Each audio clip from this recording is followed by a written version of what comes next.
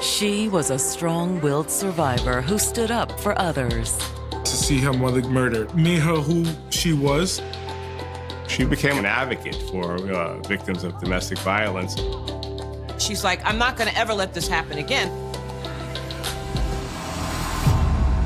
But instead, she also met a horrific end. They saw what looked like a head. We don't know if it's body parts. I just chopped this girl up.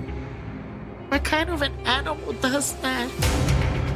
All the signs point to domestic violence. This was a crime of passion. You are going to look at the boyfriend. He was very obsessive with her. Those red flags definitely can escalate. Or was her death collateral damage? It was just in her nature to try to help. There was a domestic dispute that got physical.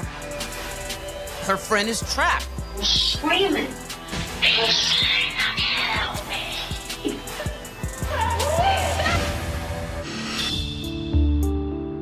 August 24th, 2018. It's a sunny Friday morning in the Bronx, New York City's northernmost borough, and home to landmarks like Yankee Stadium and the Bronx Zoo.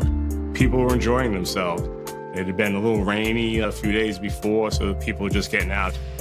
Many of them are heading a few blocks south of the zoo to Crotona Park. This is one of the biggest parks in the Bronx. We got kids playing. And Parks Department employees are working hard to keep things clean. They were going around picking up trash when one of them noticed a couple of bags dumped on the side of the road.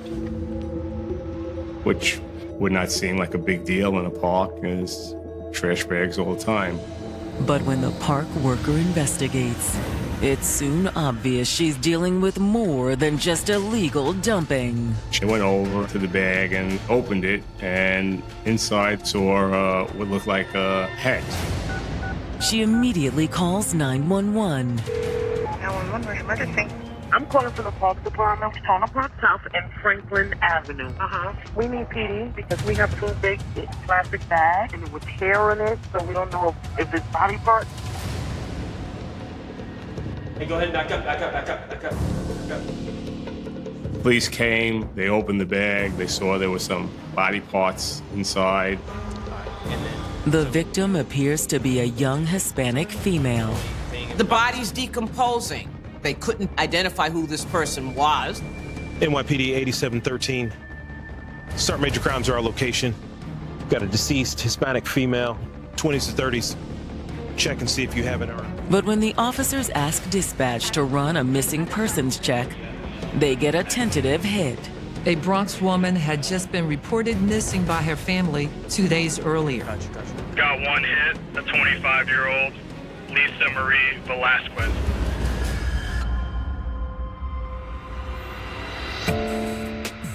Lisa Marie Velasquez had known a lot of tragedy in her young life.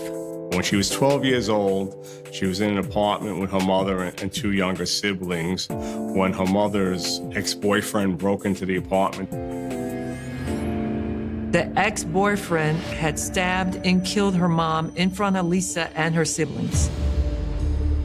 Just to know that the kids witnessed this, it devastates me. No child should endure this. They still have their nightmares. But Lisa never let her childhood trauma limit her. After her mother's murder, Lisa and her siblings moved in with their grandmother. Grandma was at that stage that she had just retired. So Lisa had to take the role of mother, father, and everything in between. Both of her younger siblings were also special needs, which added to Lisa's level of responsibility. It was difficult. When Lisa would talk to me about it, she used to cry. She goes, I don't know what to do. I'm lost. But Lisa never gave up on the people she loved.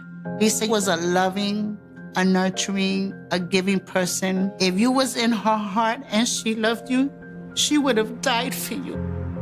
Her mother's tragic death also triggered a deep commitment to protecting others. She wanted to work and help with people in the community. She became like an advocate for victims of domestic violence. She volunteered here all over the place, and I'm like, this child is amazing.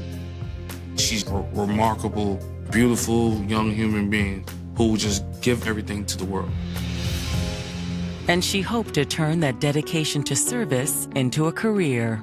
She was in the ROTC. She was in the cadets. She wanted to become a cop. That's the brotherhood, sisterhood. People wrap their arms around you. They teach you to protect yourself. But the memory of her mother's death also led Lisa to keep people at arm's length. Lisa tended to always be very guarded in her relationships. How'd it go with Chris the other night? Girl, I canceled on him last minute. Okay. Yeah. It took a while for me to break down those walls that she felt comfortable enough to talk to me. That was especially true when it came to men. Lisa always had different boyfriends. But she was reluctant to commit. His vibe shifted. I don't know. It was off. I was not feeling it. She was always go with the vibe. So if your vibe was great, that's how, you had a chance. And there was one man whose vibes broke through the barriers Lisa built around her. Antonio Wagner. Hey, excuse me. Is anyone sitting here? No, actually. Please, take a seat. Thank you. He adored Lisa, and he was very attentive to her. Hi. Hey, how's it going? Good, good. How are you? Doing great. They did love each other. Lisa was like, I'm moving out my grandmother's house. I'm moving in with my boyfriend. It looked like she was finally starting to put her past trauma behind her. But now, it looks as if she may have suffered an even more gruesome fate than her mother. Police believe the dismembered remains discovered in Crotona Park could be Lisa. When somebody's dismembered, you have a super messy crime scene. But despite the horror she suffered after death, there's no disguising how she died. Her skull showed signs of severe blunt force trauma. This was not like a robbery where somebody, just shot or stabbed. The killer went through the trouble of cutting up her body. What kind of an animal does that? This was, in criminology terms, the crime of passion. After witnessing her mother's murder as a child, 25-year-old Lisa Marie Velasquez had devoted her life to helping others escape a similar fate. She was physically present, but she couldn't do anything. She was a 12-year-old girl cowering. So now, in her mind, she's like, I'm not going to ever let this happen again. She always mentioned how it was very important to always be there for friends. She's a loving person, and she was just giving her all. But now New York police believe they've found her dismembered body in the Bronx. A maintenance worker found a body dumped in Crotona Park. They knew this was a young female Hispanic. And Lisa's family had reported her missing 48 hours earlier. It will require an autopsy to determine if the remains are Lisa's. But there's little doubt how the woman died. The woman's skull had suffered severe blunt force trauma. Usually when you have a victim that has been murdered in such a horrific way, there is a heavy investment from the person that did it. It is typically someone that knows the person. It's a personal thing. But can the detectives identify the killer? At that point, they didn't even know where the murder occurred. But there's other evidence that's always left behind. When you're stuffing body parts in a bag, fiber from your hair, your clothing, that's going in there. There's tons and tons of other things that are left behind as clues. Detectives have the bags and body parts removed from the crime scene for forensic analysis and autopsy. They took the bags out. They brought the bags to the medical examiner. So now the forensics team can go ahead and do their job. Then detectives conduct a quick canvass of the onlookers. Since it was a pretty, busy day in the park, people started congregating over to see what's going on. But while there are plenty of people in the park that day, the detectives come up empty-handed. No one saw anyone dropping off the garbage bags, which led police to believe they were dumped overnight. With no leads from the scene, the detectives pay a visit to Lisa's aunt, who'd filed the initial missing persons report. Police want to talk to people who knew the victim. Hi, are you Ms. Rivera? Yes. We need to ask you a few questions. The detective, when she showed me her card that it said homicide, I knew. Oh, God. She confirms that she had been the one to report Lisa missing. When was the last time you saw her? Tuesday, we spent the whole day together. We went window shopping, went into the Chinese restaurant, then we went back to the front of our building. We have handball courts, swings, and all of that. So we played a little bit of handball. We spent that whole day together from 9 o'clock in the morning, I think it was 8 something in the evening. The best day we've had. The best day we've had. Lisa and her grandmother lived in the same building as her aunt, on one of the upper floors. She was gonna go upstairs to take a shower, and that was the last I saw of her. It wasn't until the next morning that she knew something was wrong. Lisa normally calls me between 6:30 and 7 on the dot, because I'm downstairs by 7. And we would meet, we would sit in front of the building and have coffee. This was for the last 2.5 years, every single day. For some reason, I didn't hear from her. So I know something was up. Lisa wasn't answering her phone either. But I still hadn't heard from Lisa that whole day. The following day, I go upstairs and Lisa was nowhere to be found. Her grandmother hadn't seen or heard from her either. She said that it was very unlike her because she was a very, very responsible person, and when she didn't get in touch, they reported her missing. When detectives head upstairs to talk to Lisa's grandmother, she also says she last saw Lisa on Tuesday night. When she got home, she took a shower and went to bed. But then, at around midnight, someone had called her. She started packing some stuff, ran out saying she had to go help a friend. Lisa had a friend, Sierra Martinez. It's somebody she met when she was in school. She only said good things about Sierra. She says it's Sierra's boyfriend that's the problem. And Lisa has told me that he beat Sierra. Marie Velasquez's family, the 25-year-old rushed out of her grandmother's apartment in the early morning hours of August 22nd to help a friend in need. The family believed that the friend that she had gone to help was 30-year-old Sierra Martinez. It would be just like Lisa to go running to help Sierra. She was always there for her. She would help even a stranger to no end.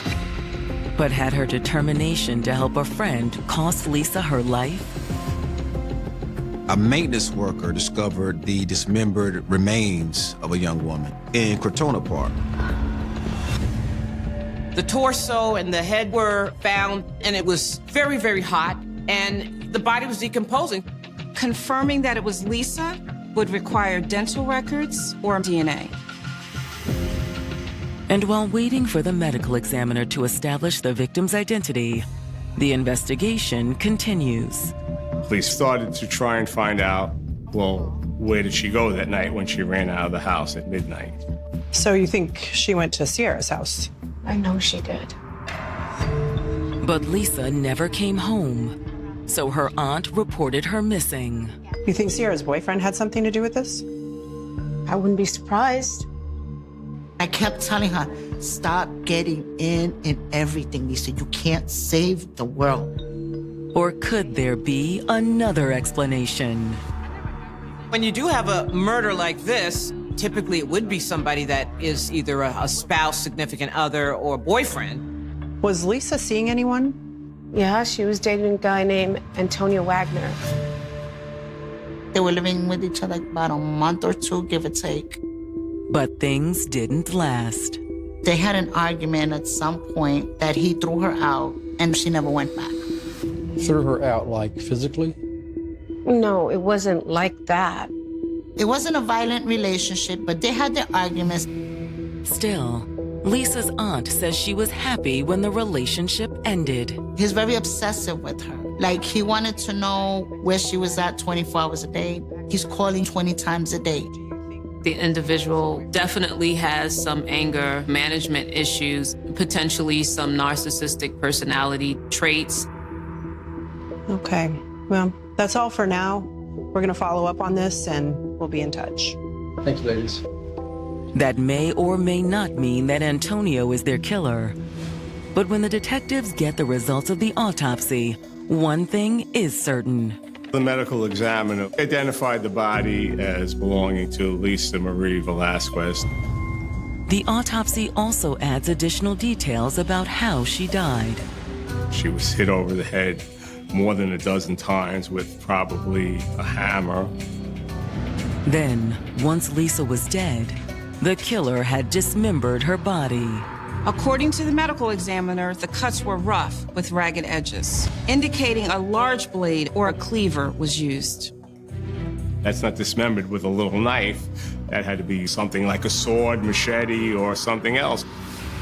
When details of the murder appear in the local media, the news hits the community hard. Well, it does have a psychological impact in the community because this case was quite shocking.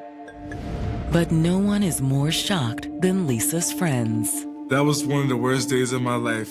I was checking through social media, and that's when I found out that Lisa was murdered.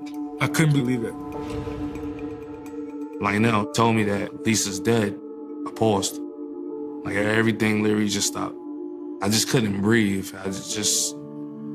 I fell into a very, very dark place. I really broke down and I cried.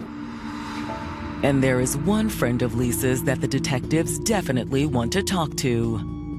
Sierra Martinez. According to Lisa's family, she was heading to Sierra's apartment on the night she went missing.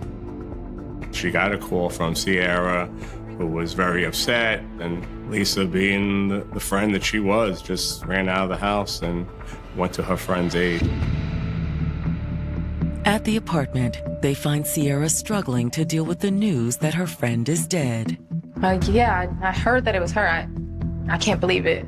Well, we were told that she came to see you the night she disappeared. Yeah, she did come by. She said that, oh yeah, Lisa was here. She also said she'd known Lisa for a long time. They both went for their GED together, and afterwards they became friends. In fact, at one point they were gonna get an apartment together. But then she'd met her boyfriend, Daquan Wheeler. She started dating him.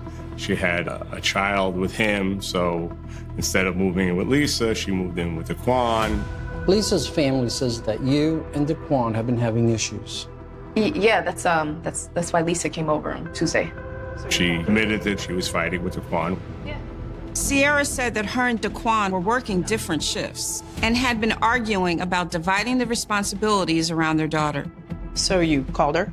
Yeah, she's, like a good mediator, talking things out. Although, according to Sierra, Daquan was in no mood to talk. And you know what? Another thing about you, man, I just don't understand. Why are you like this? I'm just trying to take care of our daughter, and you're not trying to be a good dad. I'm always a good dad. I pay for everything. You do nothing. What does that mean? It means everything. What are you talking about? Hey, it's me. Why'd you call her? So she can help. No, so she can take your side, right? All right, look, man, I can't do this. Y'all have it. Have a good day. I'm done. Bye. Out. She said that rather than talk things over, Daquan had stormed out. Oh, gosh, sweetie, what was that all about? And then everything settled down. Sierra said since it was so late, she even invited Lisa to spend the night. But Sierra says Lisa didn't stay long. She said Lisa had spent the next hour or so on her phone. She was calling a few friends, texting friends to get money. I would have given her some, but I'm just as broke as she is. But then, after an hour of messaging... Ooh, I got some. All of a sudden, she said, oh, I got some money. Did she say where she was going? No. Sierra thought she was going to meet the person who was giving her the money. But she didn't mention any names. All right, hey, I gotta go. She just ran out of the apartment. Velasquez's friend, Sierra Martinez, has just told NYPD detectives that the 25-year-old had dashed out of her apartment the morning she disappeared. According to Sierra, Lisa spent the previous hour calling around, texting to see if she could get someone to loan her some cash. She said, all right, someone's gonna give me some money, I'm gonna get out of here, and she just left. And that was the last time you saw her? Yeah.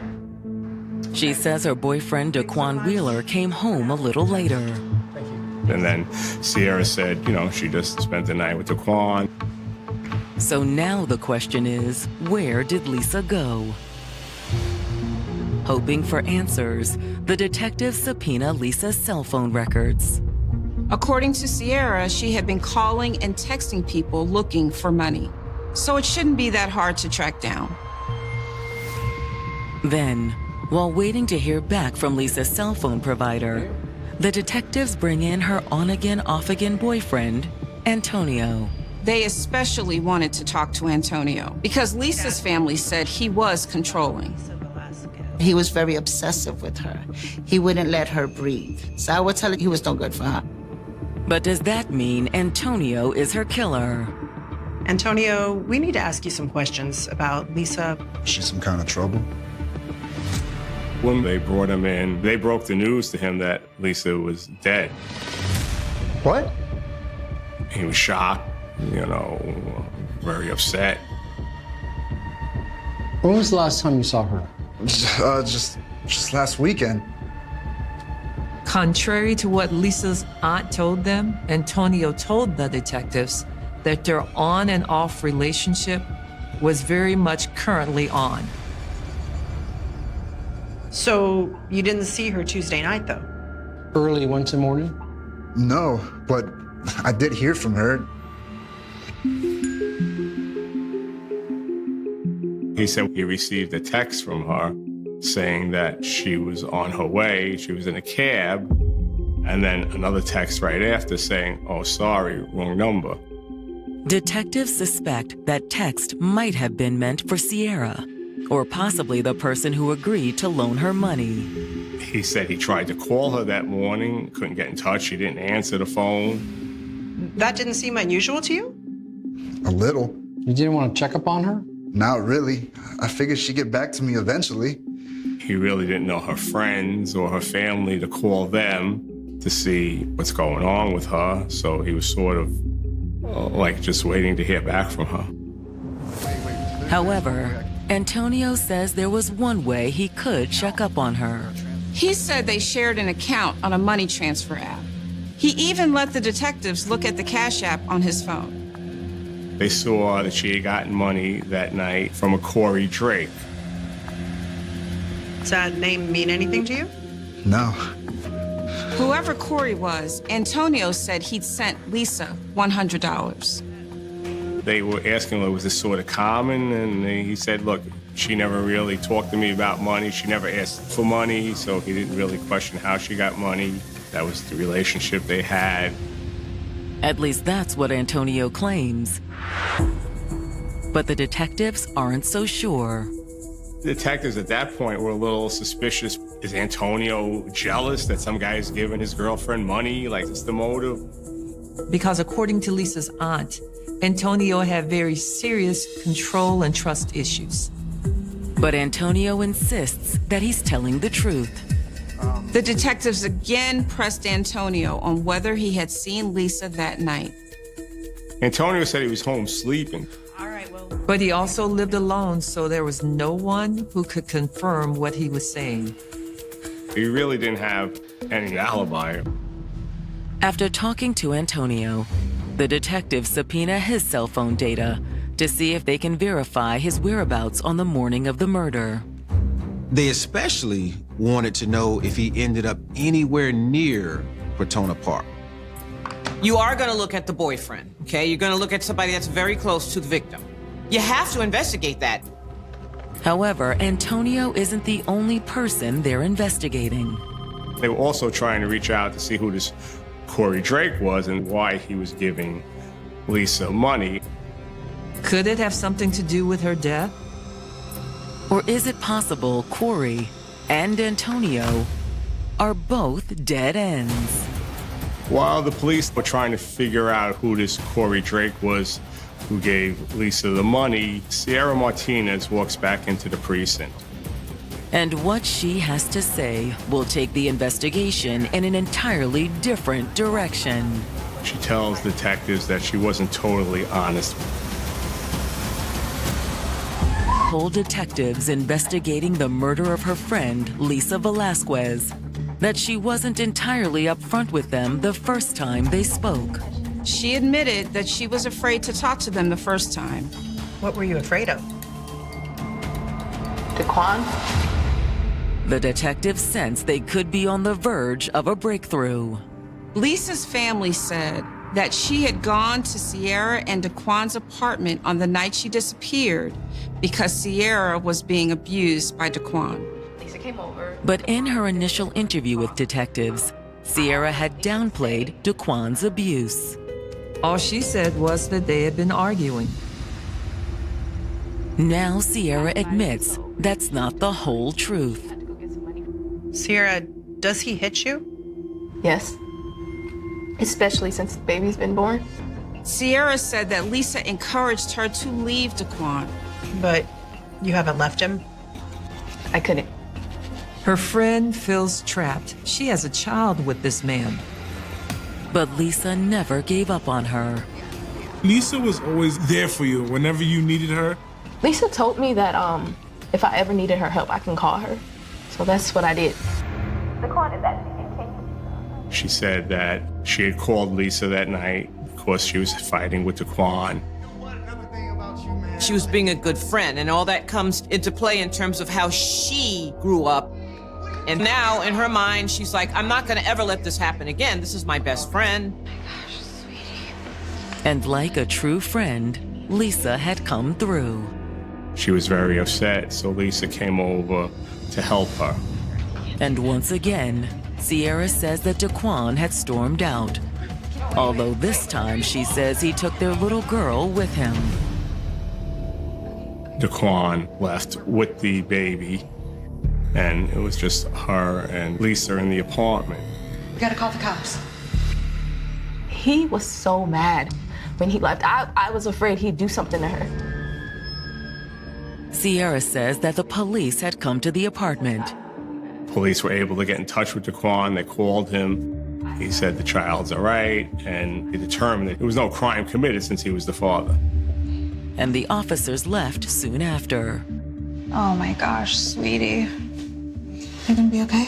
Mm-hmm. Everything else pretty much happened like I told you guys.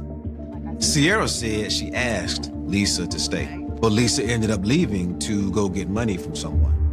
I ended up staying up and watching TV. And by the time Daquan returned a few hours later, things had calmed down. Daquan had left their daughter with a friend. Sierra says she and Daquan spent the next couple of hours talking things through and eventually made up. But now she has a nagging sense that there is something Daquan is not telling her. Sierra basically told detectives that, she thought Daquan had something to do with Lisa's murder. What makes you think that? Because he left and he was so mad. All right, Sierra, thanks for coming in. I'll follow up on that. But while Sierra is suspicious, the detectives aren't so sure. Sierra might just be trying to get Daquan in trouble. Still, after talking to Sierra, the detectives bring Daquan in for questioning. He vehemently denied that he had anything to do with her murder. Listen, I don't have any idea what Sierra's talking about. He said after he left the apartment, he went to stay with a friend. I felt bad about what was going on, so I left the baby with my friend. I came home and, me and Sierra, we worked it out.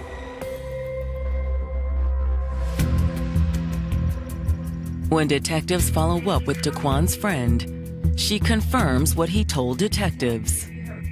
She said Daquan showed up with his child between 3 and 4 a.m., stayed a couple of hours, And when the detectives tracked down the call Sierra said they made to the police, that checks out too. My name is Lisa Marie Velasquez. The reason why I am calling is to report a kidnapping. They called the police because they were afraid about what was going to happen to the little girl. There was a domestic dispute that got a little physical. The records also show that wasn't the first domestic violence complaint originating from Sierra and Daquan's address. Detectives found out that police were called to the couple's apartment on 4 previous occasions. And as detectives dig into Sierra and Daquan's criminal histories, more red flags go up. Detectives were surprised to find out that Daquan spent time in jail before. Daquan was in jail for attempted murder. And the details of his indictment seem relevant to Lisa's murder. He tried to stab his intended victim with a sword. They're thinking someone who a couple of years ago, was swinging a sword, stabbing someone, and now they have a body that's dismembered. And not just dismembered. According to the autopsy, hacked apart with a large blade. Convinced that Daquan had some involvement in Lisa's murder and that Sierra knows more than she's letting on, the detectives bring her in for another round of questioning. But she sticks to her story, saying Lisa left the apartment after someone sent her some money. She took a phone with her and everything. But the detectives keep applying pressure. All we want is the truth. 80% of what I told you is true. This is when it gets interesting, and I'm willing to take the steps and procedures to get her justice. The light bulbs went off. She doesn't want to go down with Daquan. Eventually, Sierra breaks down. Sierra said Lisa did get money from a friend, but admitted it was just somebody paying her back, and that she made up the story about her leaving the apartment. It's late. Just stay. Sure, I can crash here. She's like, that's what I'm here for. I'm not going nowhere. Sierra said that Lisa had also convinced her to take out an order of protection against Daquan. She was going to go with me to court the next day. So, according to Sierra, Lisa had gone to bed and she had taken a shower. Meanwhile, after leaving their daughter with a friend, Daquan returns to the apartment.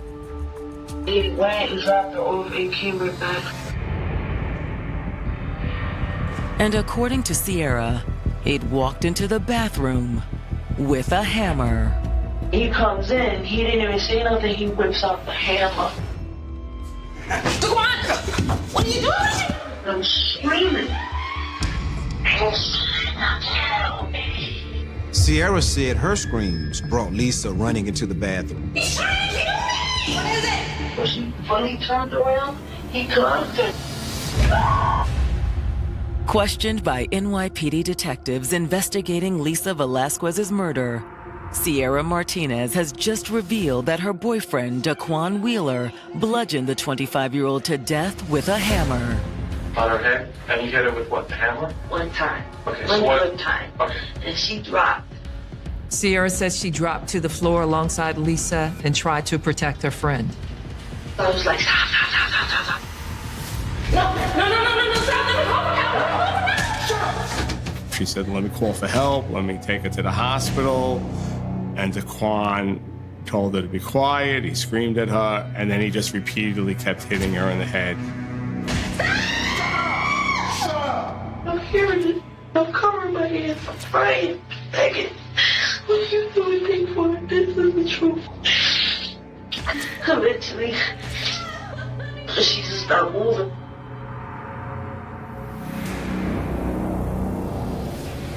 Once Lisa was dead, Sierra says Daquan forced her to help him drag Lisa's body back to the bathroom. Get up. Hurry up. Daquan said, if you don't help me, I'll kill you and the baby. Then, with Lisa in the tub, they cleaned up the blood. Daquan took all his clothes, all Sierra's clothes, everything that had blood on them, and put it in bags. He also grabbed all of Lisa's personal things and the hammer and put those in the bags too. He then left the apartment with Sierra They threw the bags out, and then they went to the store. They bought more bags and a machete, then brought them back to the apartment. That's when Daquan started to dismember Lisa's body. Once again, according to Sierra, it was all Daquan's doing. What he was doing was inhumane. That's what it was. Then they loaded everything into Daquan's work van and disposed of the evidence in various spots around the city. They dumped 2 of the bags in Crotona Park and the rest in another park by the pier. It's a chilling statement. But is it true? The detectives locate the rest of Lisa's remains where Sierra indicated. They also get a warrant to search the couple's apartment. They were able to find, blood splatter stains throughout the apartment. Then they bring Daquan in for another round of questioning. Once in the interrogation room, he denied any involvement in Lisa's murder. I didn't do anything. He told police that it was Sierra who did all this. Lisa told her that I was on a dating app and I wasn't. He said Sierra became enraged and killed her friend. He also claimed that Sierra had single-handedly dismembered the body and disposed of it. So she cleaned before? She cleaned before I came back to the house. Came back to the house. Did you see anything? I didn't see anything. It was so outrageous and so unbelievable that they knew they had the killer. The detectives placed Daquan under arrest for murder. They also arrested Sierra. But in the end, the prosecutors allow Sierra to plead guilty to conspiracy. They wanted to have Sierra testify, which is why they gave her the deal that they gave her. They feel that Daquan had coerced her in helping to dispose of the body. She was in fear of him. That's why she called Lisa that night. When Daquan goes on trial in April of 2022, Sierra is the prosecution's key witness. But when it's the defense's turn, Daquan continues to put all of the blame on Sierra. That was a joke. Sierra was small. There ain't no way that Sierra will actually do that alone. That really set me off. I wanted to go over that chair and make him pay for what he did to her. And in the end, Daquan does pay. He was convicted of second-degree murder. He's sentenced to life in prison with the possibility of parole after 27 years. That's hardly enough to those who loved Lisa. You mean to tell me, so after 27 years, there's a chance you might get out? They say life in prison. Where's life? He's still breathing. He might be getting his behind kicked every now and then, but he's still alive. And then, adding insult to injury, Sierra receives credit for time served and is released. When he hit her the first time, okay, you were scared, I get it. But she could have done something. It's not enough. As far as Sierra, she deserved time. I don't care. You were sick too. She risked her whole life for you. And then I just chopped this girl up. I'm not satisfied. Still, for the many people whose lives she touched, Lisa's memory remains an inspiration. In her short life, she was trying to make a difference. She didn't give up, trying to better herself and better the people around her. Every day she thought of, I want people to remember her as a genuine, good sweetheart. She was fun-loving, nurturing. Oh, God, I miss her so much. I know if she was here, she'd be smacking me in my head. Titi, suck it up and, let's get it going. I truly miss her. The human mind is naturally drawn to the concept of paradise. For generations, the Hawaiian Islands have stood as the ultimate manifestation of this ideal, a sun-drenched archipelago floating in the vast expanse of the Pacific Ocean, isolated from the mainland and all its inherent complexities. By the early 1970s, Honolulu was experiencing a unique cultural phenomenon. It was a city caught between the lingering innocence of a bygone era and the rapid modernization brought on by statehood and mass tourism. Young people from across the continental United States were flocking to the shores of Oahu, drawn by the irresistible promise of endless summers, a laid-back lifestyle, and the chance to reinvent themselves far away from the snowy winters and the rigid expectations of their hometowns. They arrived with suitcases packed full of optimism, viewing the glittering skyline of Waikiki not just as a vacation destination, but as a sanctuary where they could build entirely new lives. However, paradise is often an illusion, a beautiful veneer that can mask the darkest capacities of human nature. The stark contrast between the breathtaking natural beauty of the island and the horrific violence that can unfold within its concrete apartments creates a profound sense of cognitive dissonance. When a brutal crime occurs in a place universally associated with peace and leisure, the shock waves seem to travel further, shattering the collective sense of security. The isolation of the islands, which usually provides a comforting sense of escape, suddenly becomes a terrifying realization.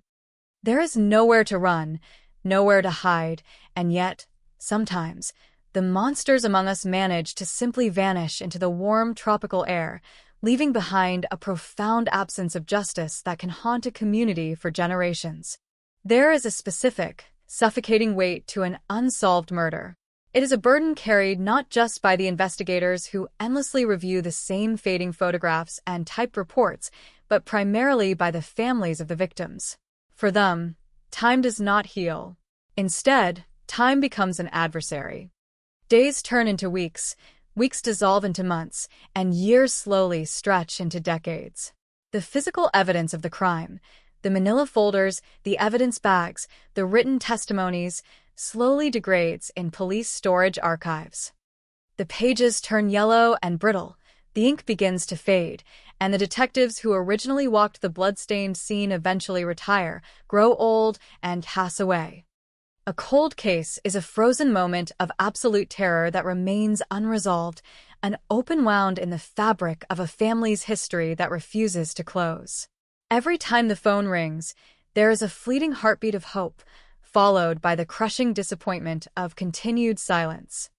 The world moves on, the city changes its skyline, new generations are born, but for the loved ones left behind, the calendar is forever stuck on the day their world was violently torn apart. This is the story of one of the most enduring and agonizing cold cases in the history of the state of Hawaii. It is a narrative that spans more than half a century, stretching from the optimistic dawn of the 1970s all the way into the complex, technologically driven era of the modern day. At the center of this sprawling timeline is a 19-year-old girl named Nancy Elizabeth Anderson. She was a young woman who embodied the very spirit of those who sought a new beginning in the Pacific. She possessed the courage to leave her familiar life behind, crossing an ocean to find her own path, secure her own independence, and embrace the vibrant energy of Honolulu. Her dreams were entirely ordinary and yet profoundly beautiful in their simplicity. She wanted to work, to make friends, to experience the world on her own terms. But those dreams were stolen in a matter of minutes, extinguished with a level of savagery that defies all rational comprehension. On the afternoon of January the 7th, 1972, the tranquility of a Waikiki apartment was shattered by an act of unfathomable rage. The crime scene left behind was not merely violent, it was apocalyptic in its intensity. Nancy was found having suffered 63 stab wounds. The sheer number of strikes tells a deeply disturbing story all on its own.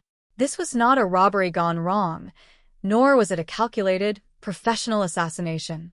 It was an eruption of pure, unadulterated hostility. To stab another human being 63 times requires a massive expenditure of physical energy and implies a terrifying level of emotional volatility. It is a deeply personal method of destruction, one that suggests the perpetrator was consumed by an overwhelming, monstrous fury. Yet, despite the chaotic and frenzied nature of the attack, the killer managed to orchestrate an impossibly clean escape.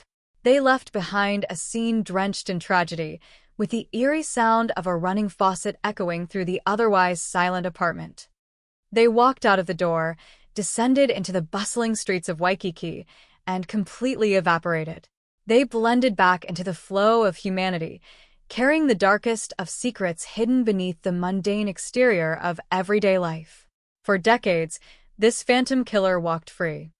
They likely woke up, went to work, celebrated holidays, and lived a full, continuous life, entirely unburdened by the consequences of the nightmare they had inflicted upon a 19-year-old girl and her shattered family.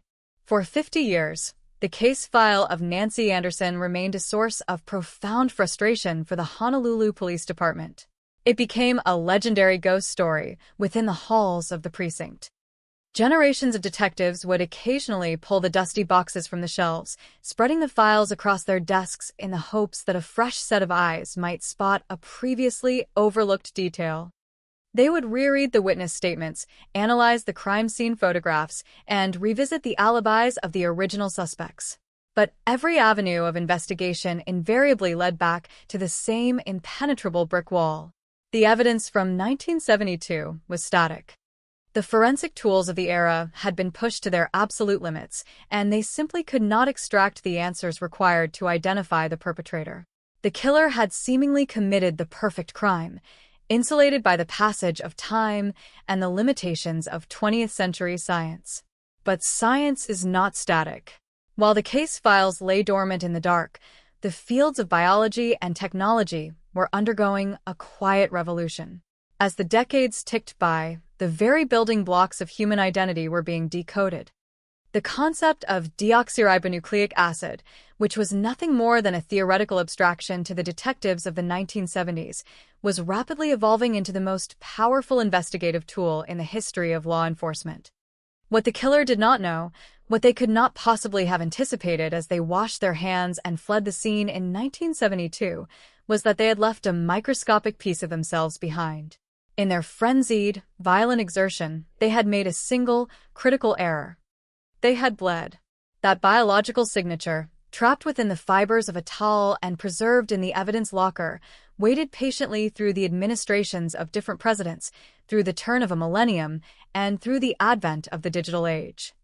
It waited for the day when the science of forensic genetic genealogy would finally catch up to the crime. This revolutionary approach to criminal investigation would eventually change the landscape of justice entirely. By utilizing commercial DNA databases and tracing the complex, branching trees of familial ancestry, investigators gained the unprecedented ability to reach back through time. They learned how to reconstruct the genetic map of a ghost, narrowing down millions of possibilities until they were left with a single, undeniable name. This story is a testament to the undeniable power of perseverance. It highlights the unyielding determination of a family that refused to let their loved one be forgotten by the passage of time. It showcases the dedication of law enforcement officers who pass the baton from one generation to the next, maintaining a solemn vow to eventually uncover the truth. But above all, it is an exploration of a fundamental shift in the nature of criminal investigations.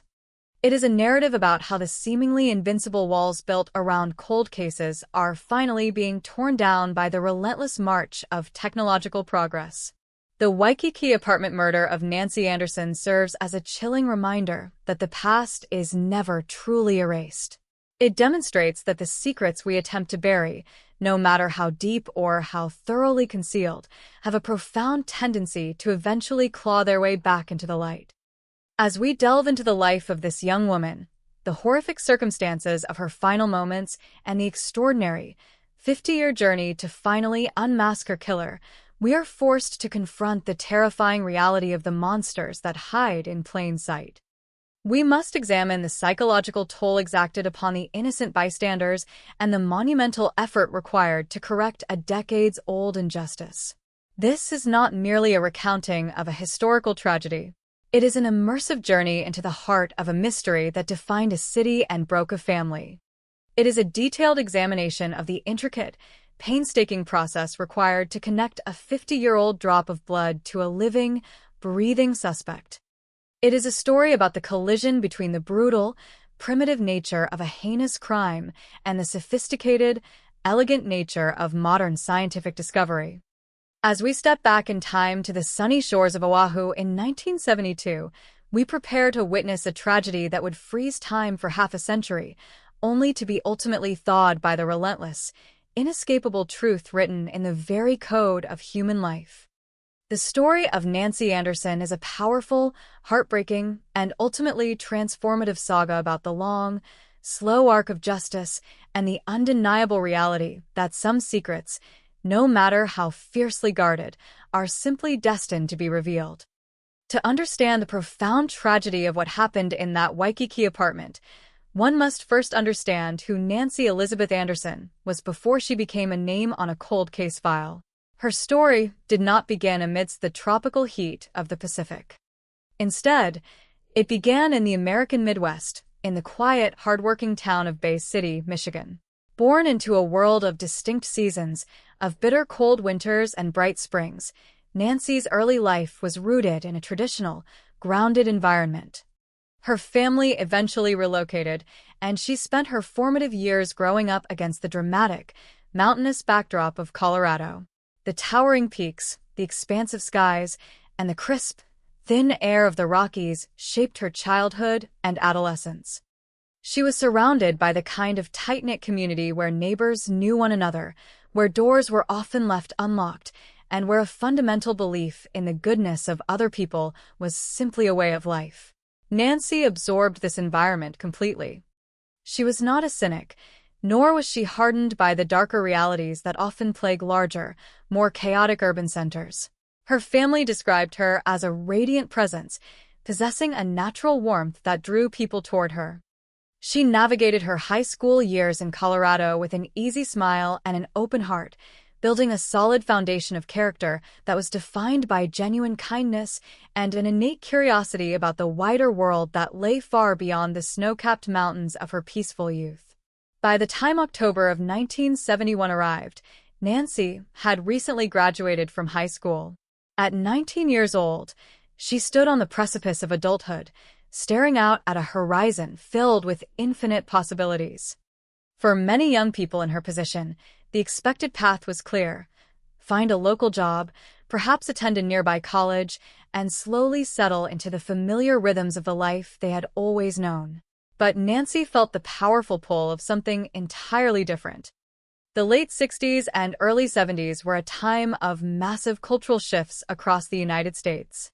A spirit of exploration, independence, and breaking away from the conventional mold was sweeping through her entire generation. Nancy was swept up in this powerful current of youthful optimism.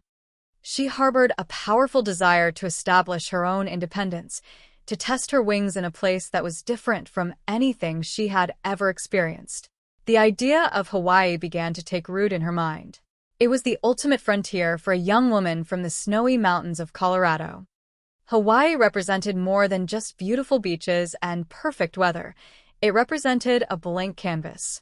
It was a place where she could define herself on her own terms, completely independent of the watchful eyes of her hometown. It was a bold decision for a 19-year-old girl to make. She packed her bags, bravely said goodbye to her loving family, and boarded a flight that would carry her thousands of miles away from everything she knew, crossing the Pacific Ocean toward a brand new chapter in her life. When Nancy stepped off the airplane in Honolulu, the contrast must have been breathtaking. The dry, biting cold of Colorado was instantly replaced by the heavy, sweet, and humid air of Oahu. She was immediately immersed in a vibrant, bustling environment unlike anything she had ever seen. She naturally gravitated toward the Waikiki district, the beating heart of Honolulu's tourism industry and youth culture. Waikiki in late 1971 was a dizzying kaleidoscope of activity, a densely packed neighborhood where towering hotels met residential apartment complexes, and where the scent of coconut oil mingled seamlessly with the salty ocean breeze. Nancy quickly secured a place to live, moving into a modest apartment located at 2222 Aloha Drive. The address itself sounded like an open invitation to paradise. The apartment complex was typical of the area, a multi-story building that housed a transient mix of locals, mainland transplants, and young people just like Nancy, all trying to carve out a slice of the Hawaiian dream. To help manage the rising cost of living, she moved in with a roommate, another young woman named Jody Spooner. The two of them shared the cozy space, splitting the rent and sharing the daily experiences of navigating life in a completely new city.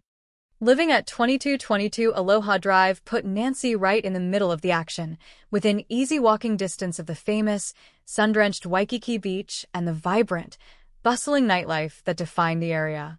Nancy was not in Hawaii merely for an extended vacation. She was there to build a sustainable life, and that meant finding reliable employment. She soon landed a steady job working at a local McDonald's restaurant. While it might seem like a mundane, ordinary job to some, for Nancy, it was a crucial, necessary stepping stone. It provided her with a steady income, a highly structured daily routine, and a profound sense of adult responsibility. More importantly, it placed her in a highly social, fast-paced environment. Standing behind the busy counter, she interacted with hundreds of different people every single day. She cheerfully served tourists from all over the world, local residents grabbing a quick meal, and other young workers taking their brief lunch breaks. For a girl with her exceptionally outgoing personality, the fast-paced, customer-facing role was an absolutely perfect fit. She approached her work with the exact same cheerful enthusiasm that characterized every other aspect of her active life. She was not the type of person to ever complain about the daily grind. Instead, she viewed it as a necessary and even enjoyable part of her grand island adventure. Her days quickly fell into a comfortable, predictable rhythm.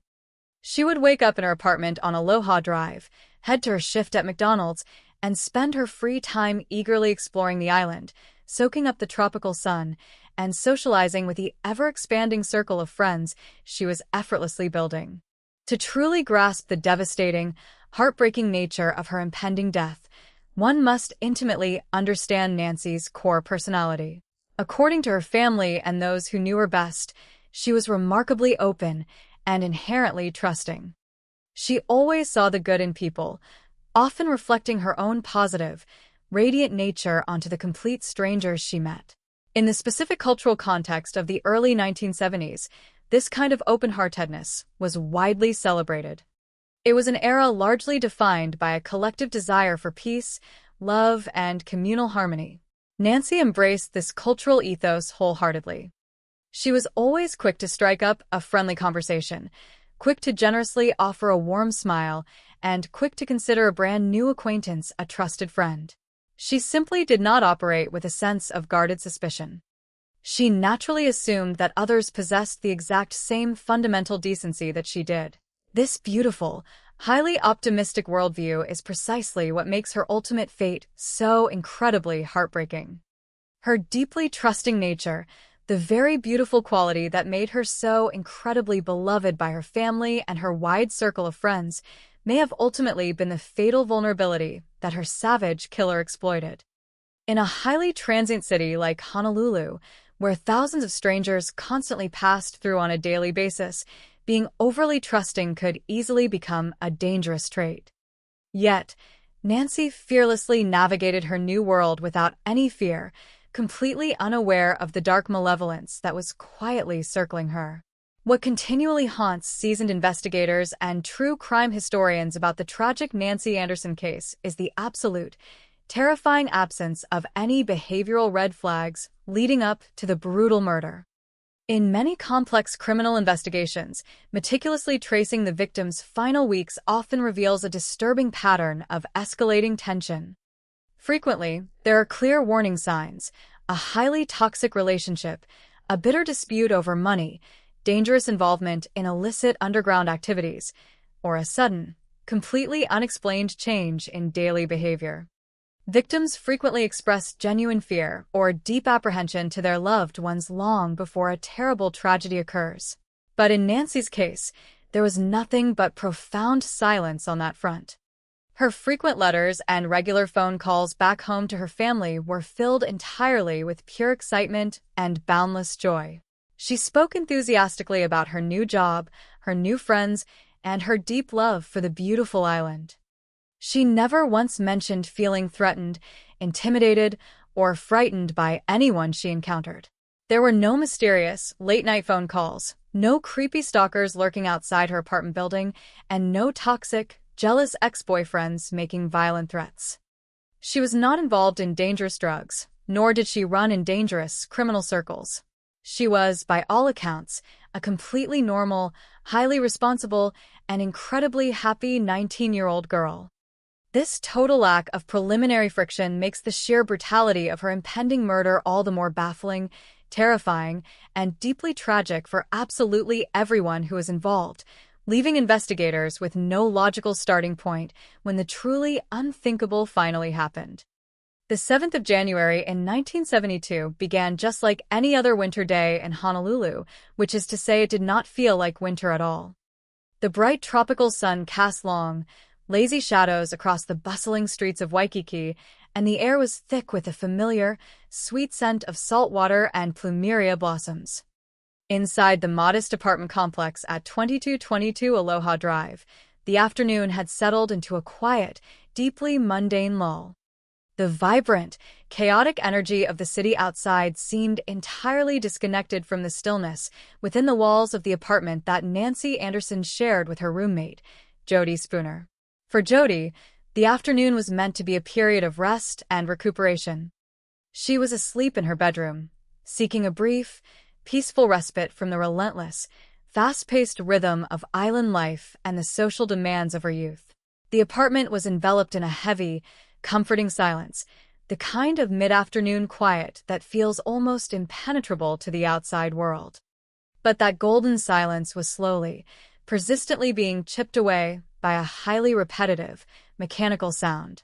It was not a loud noise, nor was it particularly jarring, but it possessed a strange, continuous quality that eventually pierced through the heavy layers of Jody's sleep. It was the distinct sound of rushing water. At first, it might have woven itself seamlessly into her dreams, a subconscious auditory detail easily dismissed as the ancient plumbing of a neighboring unit or the typical, ambient white noise of a densely populated Hawaiian apartment building. However, as the minutes stretched on, the relentless hissing and splashing refused to cease. It became an undeniable anchor to reality, pulling Jody upward from her deep slumber and into a state of groggy, confused awareness. She lay in her bed for a few moments, her mind slowly trying to process the sensory information invading her quiet space. The water was running constantly, without any fluctuation in pressure or rhythm, suggesting that a faucet had been turned on full blast and simply abandoned. In the context of a shared living space, this was highly unusual and slightly irritating.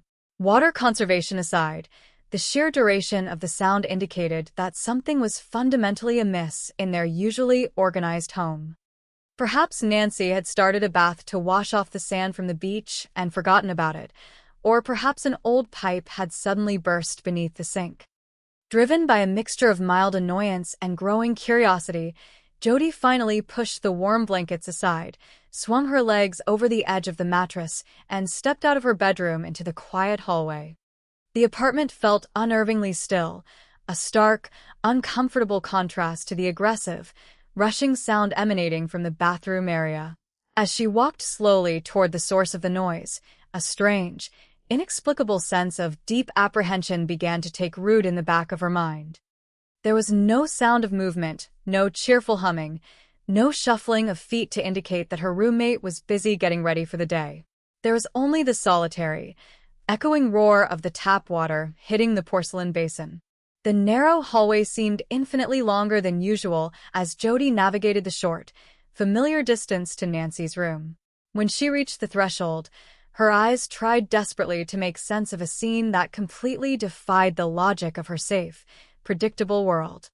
Nancy was on the floor, perfectly still, positioned in an unnatural way that immediately communicated a catastrophic, violent event. In the very first fraction of a second, when confronted with absolute horror, the human brain attempts to protect itself from severe psychological trauma by rationalizing the irrational. Jody's initial, desperate thought was that her roommate, the girl who was always smiling and full of life, had somehow taken her own life. It was a tragic, horrifying conclusion, but one that the fragile mind could momentarily grasp in an attempt to categorize the sudden, shocking presence of a motionless body on the bedroom floor.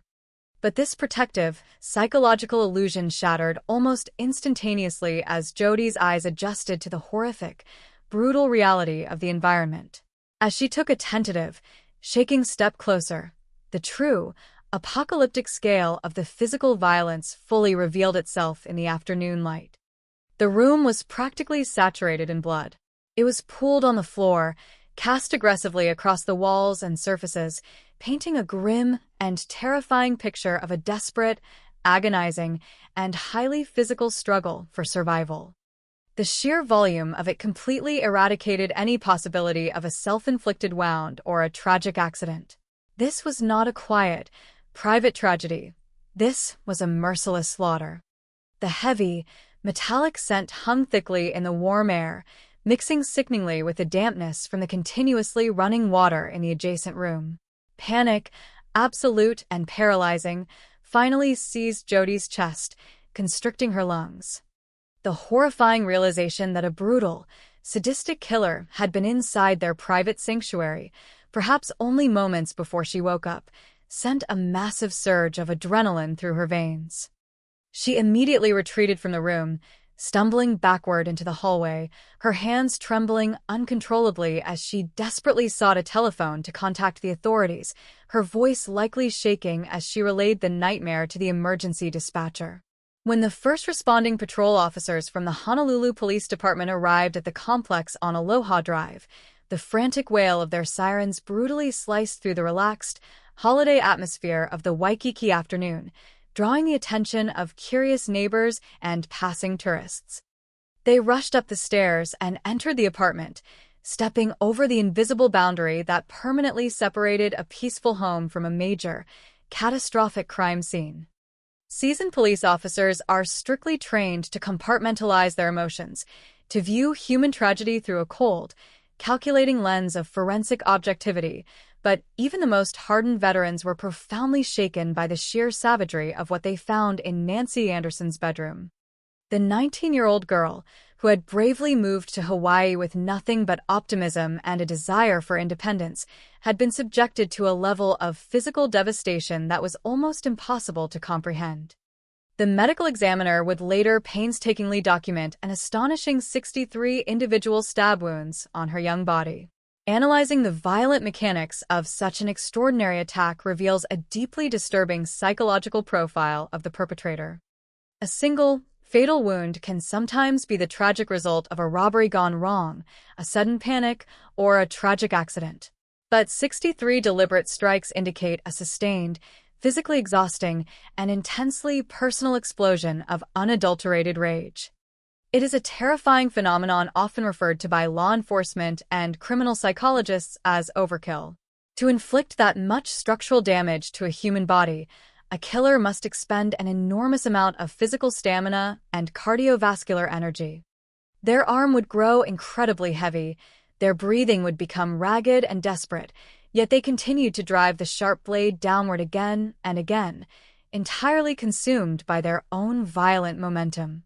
This was not a clinical, detached assassination. It was a frenzied, emotional obliteration. Among the multitude of devastating, slicing injuries, one massive, forceful strike had penetrated deeply and directly into Nancy's heart, an undoubtedly fatal blow that ended her young life in a terrifying storm of incomprehensible violence and agonizing pain. As the crime scene investigators and forensic technicians systematically processed the apartment, documenting every millimeter of the room with their heavy cameras, flashbulbs, and detailed sketchpads, a series of deeply perplexing anomalies began to emerge from the chaos. The first and most glaring contradiction to the sheer brutality of the attack was the absolute lack of forced entry into the apartment. The front door of the residence showed no signs of being kicked in, the wooden frame was completely intact, and the locks had not been picked, bypassed, or tampered with in any way. The windows, despite the tropical climate, were entirely secure. In the complex realm of criminal investigation, a lack of forced entry usually points in one of two highly specific directions. Either the killer possessed a physical key to the apartment, or the victim willingly opened the door and allowed their attacker inside. Given Nancy's highly sociable, friendly, and deeply trusting nature, the homicide detectives had to strongly consider the horrifying possibility that she had cordially invited her own murderer into her home. Perhaps she recognized them from her job or her neighborhood. Perhaps they used a clever, deceitful ruse to gain her confidence. Or perhaps they had simply knocked on the door and she, assuming the absolute best of everyone she met, turned the knob without a second thought. This grim realization added a chilling layer of betrayal to the already gruesome and heartbreaking scene. The second glaring anomaly was the persistently running water that had initially awoken her terrified roommate. The sink in the bathroom had been left on, the water rushing continuously down the drain, flooding the basin. This specific detail heavily suggested that the killer, covered in the horrific, sticky aftermath of their own frenzied violence, had taken the deliberate time to wash their hands or attempt to clean their weapon before fleeing the apartment. It was a macabre, deeply unsettling moment of domestic hygiene situated right in the center of an absolute bloodbath, highlighting a chilling level of situational presence of mind immediately following an act of supreme, uncontrollable emotional fury. However, it was the third and final anomaly that would ultimately prove to be the most critical, foundational piece of physical evidence in the entire, half-century-long saga of the investigation. Discarded carelessly near the scene of the violent struggle, investigators found a crumpled towel. At first glance to the untrained eye, it appeared to be just another mundane piece of fabric caught in the chaotic, bloody crossfire of the attack. But upon closer, rigorous forensic inspection, it became undeniably clear that the blood heavily saturated into the cotton fibers of this specific towel did not belong to the victim lying on the floor. It was a widely recognized, fundamental principle in forensic science that during a stabbing attack characterized by extreme, repetitive overkill, the immense physical force and continuous, plunging motion often cause the assailant's hand to slip dangerously down the handle of the knife, sliding directly onto the sharp, unforgiving blade. The violent, downward momentum combined with the slickness of the victim's blood creates a highly treacherous environment for the attacker's own grip. The detectives immediately hypothesized that in the midst of inflicting those 63 horrifying wounds, the killer had severely lacerated their own hand. Bleeding profusely from the self-inflicted wound, they had stumbled into the adjacent bathroom, turned on the faucet to urgently assess the damage, grabbed the nearest towel to staunch the heavy flow of their own blood, and then hastily abandoned it as they fled the scene of the crime. This solitary, blood-soaked towel was carefully cataloged by the evidence technicians, sealed securely in a brown paper evidence bag, and transported securely to the Honolulu Police Department's property room. In 1972, this piece of physical evidence was merely a biological curiosity, a basic indicator of the killer's blood type, and absolutely nothing more. The detectives standing in that apartment could not possibly have known that they were holding a literal time capsule, a microscopic, deeply complex map that contained the precise genetic identity of the phantom who had just committed one of the most brutal murders in the history of the island.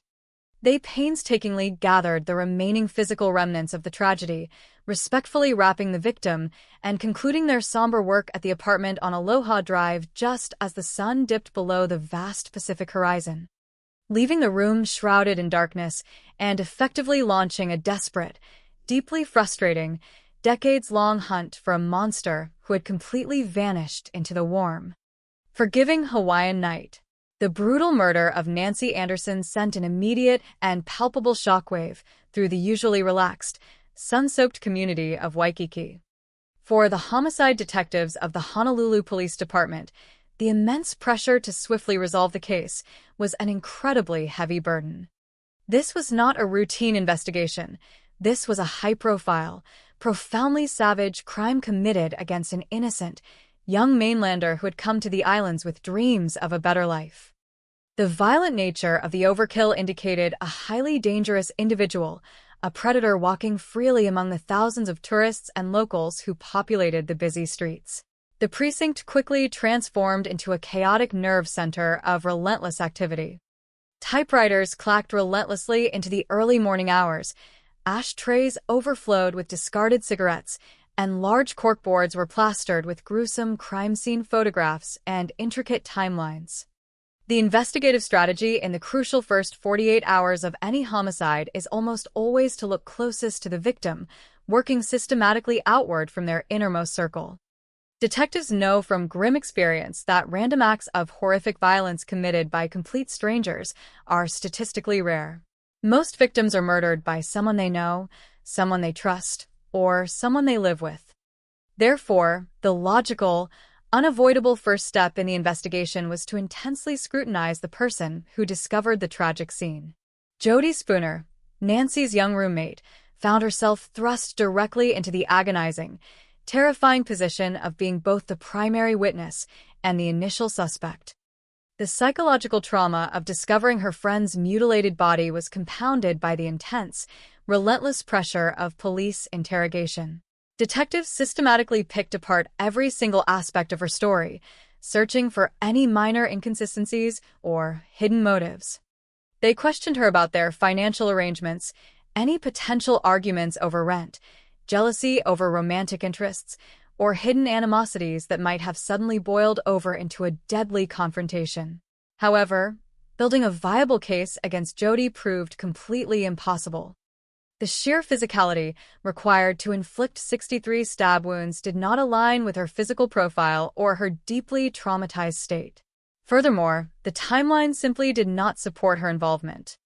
The blood evidence at the scene indicated a chaotic, messy struggle, yet Jody was completely free of any defensive wounds, scratches, or cast-off blood when the first responding officers arrived. Her genuine, unfeigned state of absolute shock and horror, combined with the total absence of physical evidence linking her to the murder weapon or the bloody towel, eventually convinced the lead investigators that she was a victim of circumstance. Tragically caught in the aftermath of a nightmare she had absolutely no part in creating. Jody was officially cleared, forcing the detectives to cast their net wider into the Honolulu community. The investigation then took a bizarre, almost cinematic turn when detectives uncovered a deeply unsettling piece of information regarding the events leading up to the murder. Through meticulous neighborhood canvassing and interviewing other residents of the Aloha Drive apartment complex, police discovered that 2 traveling salesmen had actively visited Nancy and Jody's apartment on the exact same day the murder occurred. The product they were aggressively peddling door to door was a highly specific and terrifyingly relevant item: professional kitchen knives. In the context of a victim suffering over 60 puncture wounds from a bladed weapon, this revelation was an explosive, heart-stopping coincidence that immediately elevated the 2 salesmen to the top of the suspect list. The homicide unit threw immense resources into tracking these men down, detaining them, and subjecting them to rigorous, exhausting interrogations. The detectives operated under the highly plausible theory that the aggressive sales pitch had somehow escalated into a violent, fatal altercation, or perhaps one of the men had harbored dark, predatory intentions toward the young women living alone. However, the meticulous, grinding reality of police work soon dismantled this promising lead. Investigators painstakingly reconstructed the salesmen's precise movements throughout the entire afternoon, cross-referencing their detailed sales logs, verifying their specific locations with multiple other residents in the building, and rigorously checking their physical persons for any signs of recent injury. To the immense frustration of the Honolulu Police Department, the alibis of both men were absolutely ironclad. Their timeline was independently corroborated by numerous witnesses, leaving absolutely no unaccounted window of opportunity for them to have committed the murder and subsequently cleaned themselves up. The knife salesmen were an incredibly cruel trick of fate, a bizarre, distracting coincidence that consumed precious investigative time and ultimately led to another devastating dead end. With the roommate cleared and the traveling salesman eliminated as viable suspects, the detectives shifted their intense focus toward Nancy's personal and romantic life. They meticulously combed through her address book, interviewed her coworkers at the local McDonald's, and tracked down every individual she had recently socialized with. This exhaustive effort led them to a man who had recently taken Nancy out on a date. In homicide investigations, A rejected suitor or a jealous romantic interest frequently possesses the intense, volatile emotional motivation required to commit a crime of such extreme, passionate violence. The detectives dug deeply into this man's background, searching for any history of aggressive behavior, domestic violence, or obsessive tendencies. They scrutinized his relationship with Nancy, looking for any sign of a bitter falling out or an unrequited obsession that could have triggered the horrific outburst. Yet, just like the leads before it, this investigative path rapidly dissolved into nothingness. The man was completely cooperative with the authorities, willingly providing a detailed account of his whereabouts during the crucial hours of January the 7th. His alibi was thoroughly checked, double-checked, and ultimately verified by independent sources. Furthermore, he possessed no injuries consistent with a violent, bladed struggle, and his general demeanor showed genuine grief rather than the calculated deception of a guilty conscience. Once again, the detectives found themselves staring at a blank wall, their list of promising suspects completely exhausted and their momentum grinding to an agonizing, disheartening halt. As the suspect pool evaporated, the entire weight of the investigation fell squarely upon the physical evidence recovered from the apartment on Aloha Drive. The most critical piece of this puzzle was the heavily blood-stained towel found discarded near the bathroom sink. The lead detectives and forensic experts developed a highly specific, logical theory regarding this vital clue. They deduced that the extreme, furious nature of the overkill had ultimately caused the killer's sweaty, blood-slicked hand to slide forcefully down the handle of the murder weapon, severely slicing their own fingers or palm on the sharp blade. The killer had retreated to the bathroom, turned on the faucet to wash away the victim's blood, and used the towel to staunch the bleeding from their own self-inflicted wound before fleeing into the busy streets of Waikiki. The detectives knew with absolute, unwavering certainty that the blood soaked into those cotton fibers belonged to the monster who had slaughtered Nancy Anderson. However, in 1972, possessing the killer's blood was a deeply frustrating paradox. The forensic science of the era was tragically limited to basic serology, meaning technicians could only determine the perpetrator's general blood type. They could not extract a unique, identifying genetic fingerprint. The blood type was a helpful tool for excluding innocent suspects, but it was practically useless for identifying a specific individual out of a population of hundreds of thousands. The detectives possessed the biological essence of the murderer, yet they were completely blind to the identity hidden within it. The towel was carefully packaged, securely labeled, and solemnly placed into the dark, climate-controlled confines of the police evidence room, waiting for a technological miracle that no one at the time could even begin to imagine. What followed was the most agonizing phase of any criminal investigation, the slow, heartbreaking descent into the deep freeze of a cold case. As weeks turned into months, and months slowly bled into years, the urgency of the Nancy Anderson murder inevitably faded from the front pages of the local newspapers. New crimes occurred, demanding the immediate attention and limited resources of the Homicide Division. The vibrant, bustling city of Honolulu continued to grow and evolve, completely indifferent to the horrific tragedy that had permanently scarred the apartment on Aloha Drive. For the detectives who had initially walked that bloody scene, the case became a lingering, professional ghost.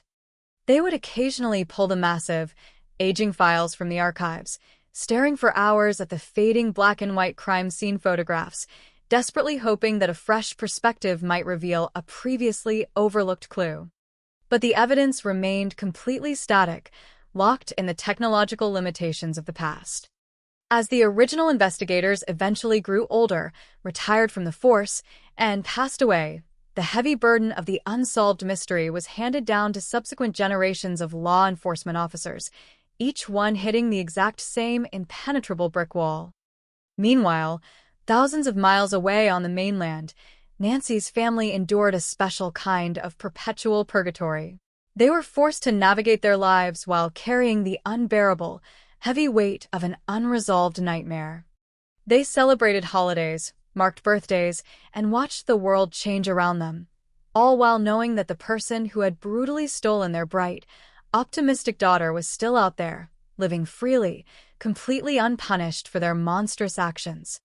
The passage of time felt less like a healing process and more like a cruel, drawn-out insult, a constant reminder of the justice that had been so violently denied to a young woman who had simply wanted to find her own piece of paradise in the Hawaiian sun. For nearly 5 decades, the horrific murder of Nancy Anderson remained a festering wound in the history of Honolulu, a terrifying ghost story that haunted the archives of the local police department and tormented a family thousands of miles away. As the years stubbornly marched forward, the physical evidence collected from the apartment on Aloha Drive lay dormant in the dark, climate-controlled confines of the police property room. The blood-soaked towel, which detectives had long known contained the biological signature of the killer, seemed destined to remain a useless artifact of a bygone era, a frustrating testament to the severe limitations of 20th-century forensic science. However, the relentless passage of time, which had initially served as the killer's greatest ally, was slowly transforming into their ultimate undoing. While the case file gathered dust, the scientific community was quietly orchestrating a monumental revolution in the field of human genetics.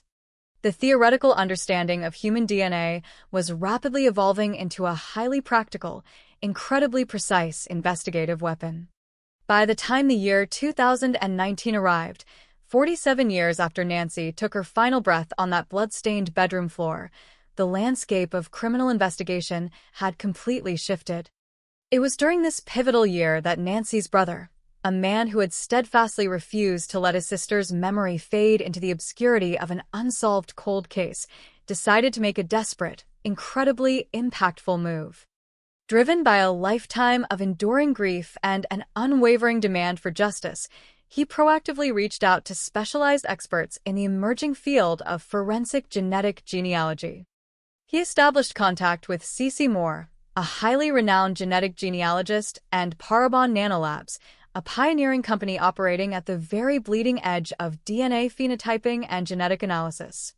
This crucial decision to bridge the gap between a grieving family and advanced forensic science would serve as the ultimate catalyst, reigniting the investigation and finally illuminating the dark path toward the truth.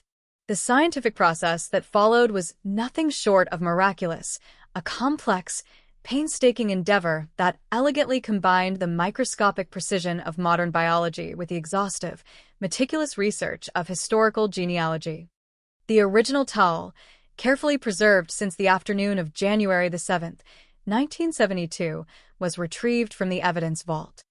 Laboratory technicians utilizing highly advanced extraction techniques were finally able to isolate and sequence a complete DNA profile from the heavily degraded, half-century-old bloodstains. This genetic profile, representing the fundamental blueprint of the individual who had violently slaughtered Nancy Anderson, was then carefully uploaded into vast, commercial genealogical databases. These databases were populated by millions of ordinary individuals who had voluntarily submitted their own DNA in the simple pursuit of discovering their family histories and ancestral origins. The forensic experts were not looking for a direct match. The killer himself had obviously not submitted his DNA to a public database. Instead, they were searching for genetic echoes, the faint, undeniable biological links shared by distant relatives.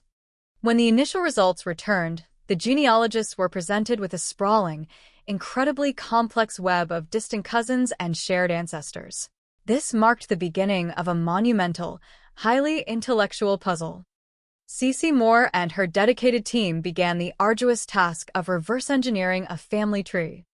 They meticulously traced the overlapping genetic lines backward through multiple generations, identifying common ancestors from centuries past, and then painstakingly built the familial branches forward, mapping out every descendant, every marriage, and every birth across multiple decades.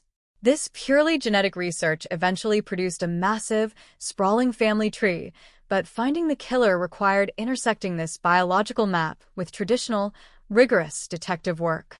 The genealogists had to find a specific individual within that vast family network who could have physically been in the right place at the exact right time. They began cross-referencing the names on the genetic tree with historical residency records, census data, and educational archives from Honolulu in the early 1970s. They were searching for a needle in a haystack, meticulously eliminating individuals who lived on the mainland, individuals who were the wrong age, or individuals whose timelines simply did not align with the brutal reality of the crime. Slowly, deliberately, the massive list of possibilities was whittled down, the focus tightening with excruciating precision until the sprawling branches of the family tree pointed directly toward a single, undeniable intersection of genetics and geography. The exhaustive search narrowed down to one specific man, Tudor Chiarella. The historical records confirmed that in 1972, Chiarella was residing in Honolulu. More specifically, he had been living in close proximity to the Waikiki area, the exact same vibrant neighborhood where Nancy Anderson had rented her apartment on Aloha Drive. Furthermore, university archives revealed that he was actively working as a graduate assistant at the University of Hawaii during that precise time frame. He was not a phantom. He was a highly educated, functioning member of the community who had walked the exact same streets, breathed the same tropical air, and existed within the same geographical sphere as the young woman he was destined to destroy. The scientific breakthrough had finally given a name and a face to the ghost that had haunted the Honolulu Police Department for over half a century. Armed with this monumental, groundbreaking revelation, the investigation shifted from a scientific endeavor back into a highly strategic tactical operation. By the year 2022, Tudor Chiarella was no longer a young graduate assistant navigating the bustling streets of Honolulu. He was an elderly man living a quiet, seemingly unremarkable life thousands of miles away in Reno, Nevada. For 50 years, he had successfully evaded detection, carrying the horrific secret of what he had done in that Waikiki apartment without facing a single consequence. The detectives, however, knew that obtaining a direct DNA swab from Chiarella would require an airtight legal justification.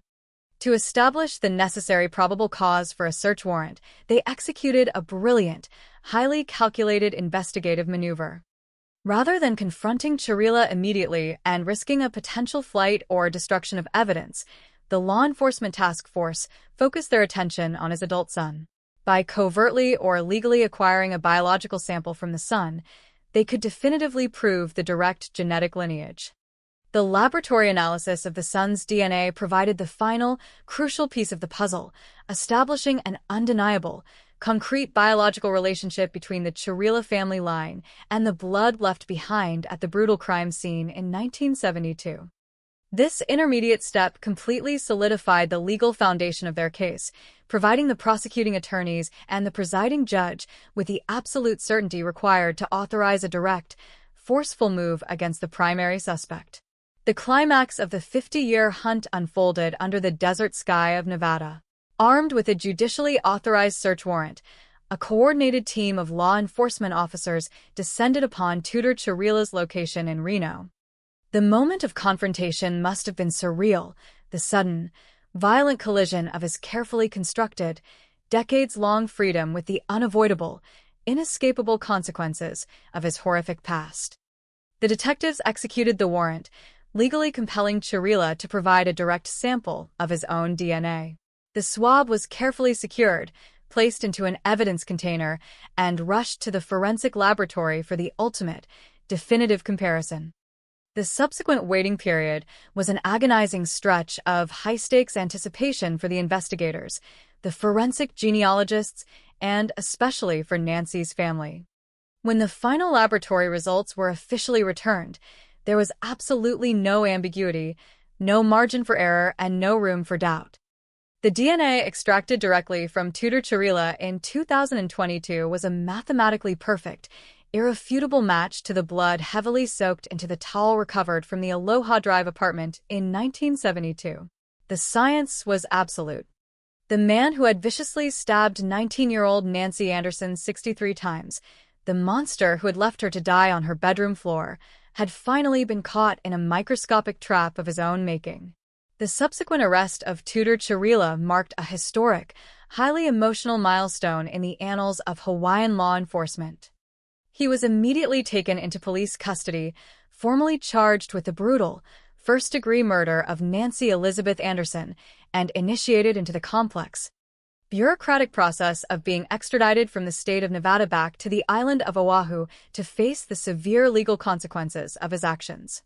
The news of the arrest generated massive, international media coverage, serving as a powerful, public validation of forensic genetic genealogy and offering a profound, tearful moment of vindication for the family that had fought so tirelessly to keep Nancy's memory alive. The long, agonizing wait for justice seemed to have finally reached its righteous, satisfying conclusion. The detectives prepared their extensive files, the prosecutors meticulously built their courtroom strategy, and the community braced itself for a highly publicized trial that was 50 years in the making. However, the universe often possesses a cruel, deeply anticlimactic sense of timing. The traditional, cathartic resolution that the family and the investigators so desperately craved, the definitive guilty verdict delivered by a jury of peers, the solemn sentencing in a formal courtroom, the public, undeniable acknowledgement of the killer's monstrous guilt, was ultimately, permanently denied. While being held in heavily secured state custody in Hawaii, awaiting the commencement of his long-overdue criminal trial, Tudor Chiarila's health rapidly deteriorated.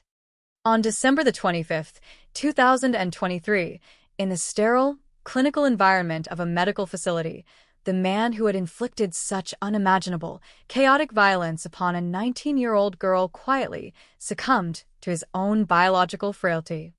The official medical examiners would subsequently determine that the precise cause of his death was a severe bacterial infection known as sepsis.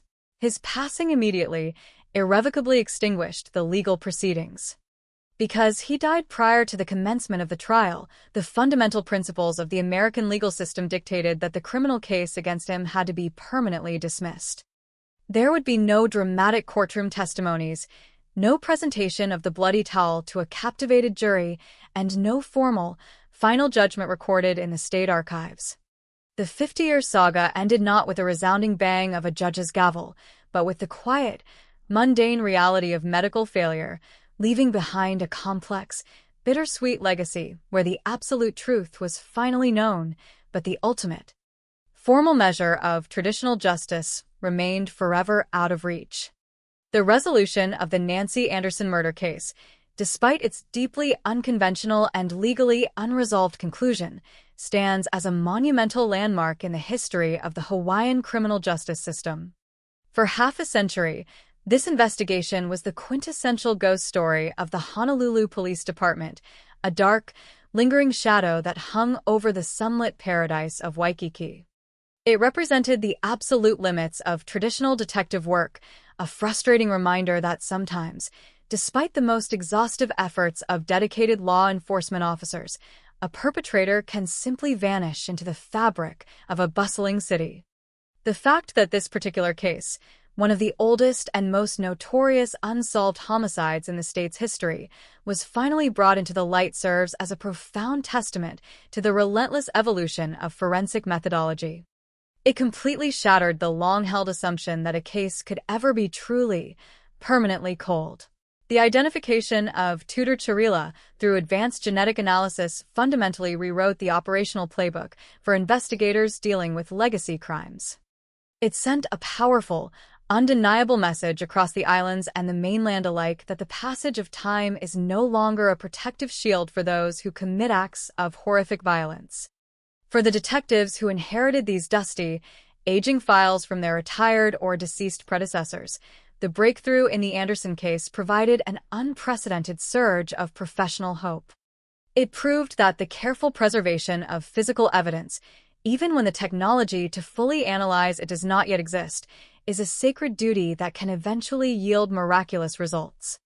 The blood-soaked towel from 1972, once a symbol of immense investigative frustration, transformed into the ultimate symbol of scientific vindication, cementing this tragedy as the defining case study for the modern application of genetic genealogy in the Pacific region. This monumental shift in investigative power forces a profound philosophical reflection on the very nature of crime, memory, and the inescapable reality of human biology. For decades, the entire concept of committing the perfect crime relied heavily on physical escape and the eventual degradation of conventional evidence. A criminal could wash their hands, burn their clothes, cross state lines, and adopt an entirely new identity, effectively severing their present self from their violent past. However, the advent of forensic genetic genealogy has completely destroyed this illusion of permanent evasion. The science dictates that we are bound by the microscopic codes written into our very cells, and when a perpetrator leaves even the smallest trace of their biological identity at a crime scene, they are essentially leaving behind a permanent, indestructible confession. This scientific reality introduces a deeply terrifying psychological paradigm for uncaptured criminals everywhere. Men and women who believed they had successfully outrun their monstrous actions, who have spent decades comfortably embedded in unsuspecting communities, raising families and building ordinary lives, are now essentially walking time bombs. They must live with the constant, suffocating anxiety that somewhere in a sterile laboratory, a genealogist is quietly mapping their family tree, connecting a distant cousin's recreational DNA test directly to a bloody crime scene from their distant past. The power of genealogy lies not just in its ability to solve the unsolvable, but in its ability to retroactively strip away the safety and anonymity of those who thought they had beaten the system. It asserts a fundamental, undeniable truth that science has an infinitely longer memory than any human investigator, and that the microscopic ghosts we leave behind are destined to eventually speak the truth. Yet, alongside the triumph of this scientific marvel, the conclusion of the Nancy Anderson story forces a complex, somber examination of what the concept of justice actually entails when traditional avenues are permanently closed. The American legal framework is inherently designed to culminate in a courtroom, a formal theater of justice where evidence is publicly presented, testimonies are sworn upon, and a jury of peers delivers a definitive, binding verdict. This highly structured process is meant to provide victims and their grieving families with a tangible, cathartic acknowledgement of the harm that was inflicted upon them.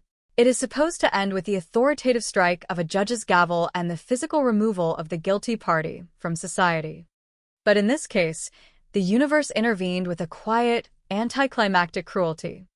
The death of Tudor Chirila in a secure medical facility, quietly succumbing to a severe systemic infection just days before he could be forced to answer for his horrific crimes, robbed the Anderson family and the community of that much-needed public reckoning.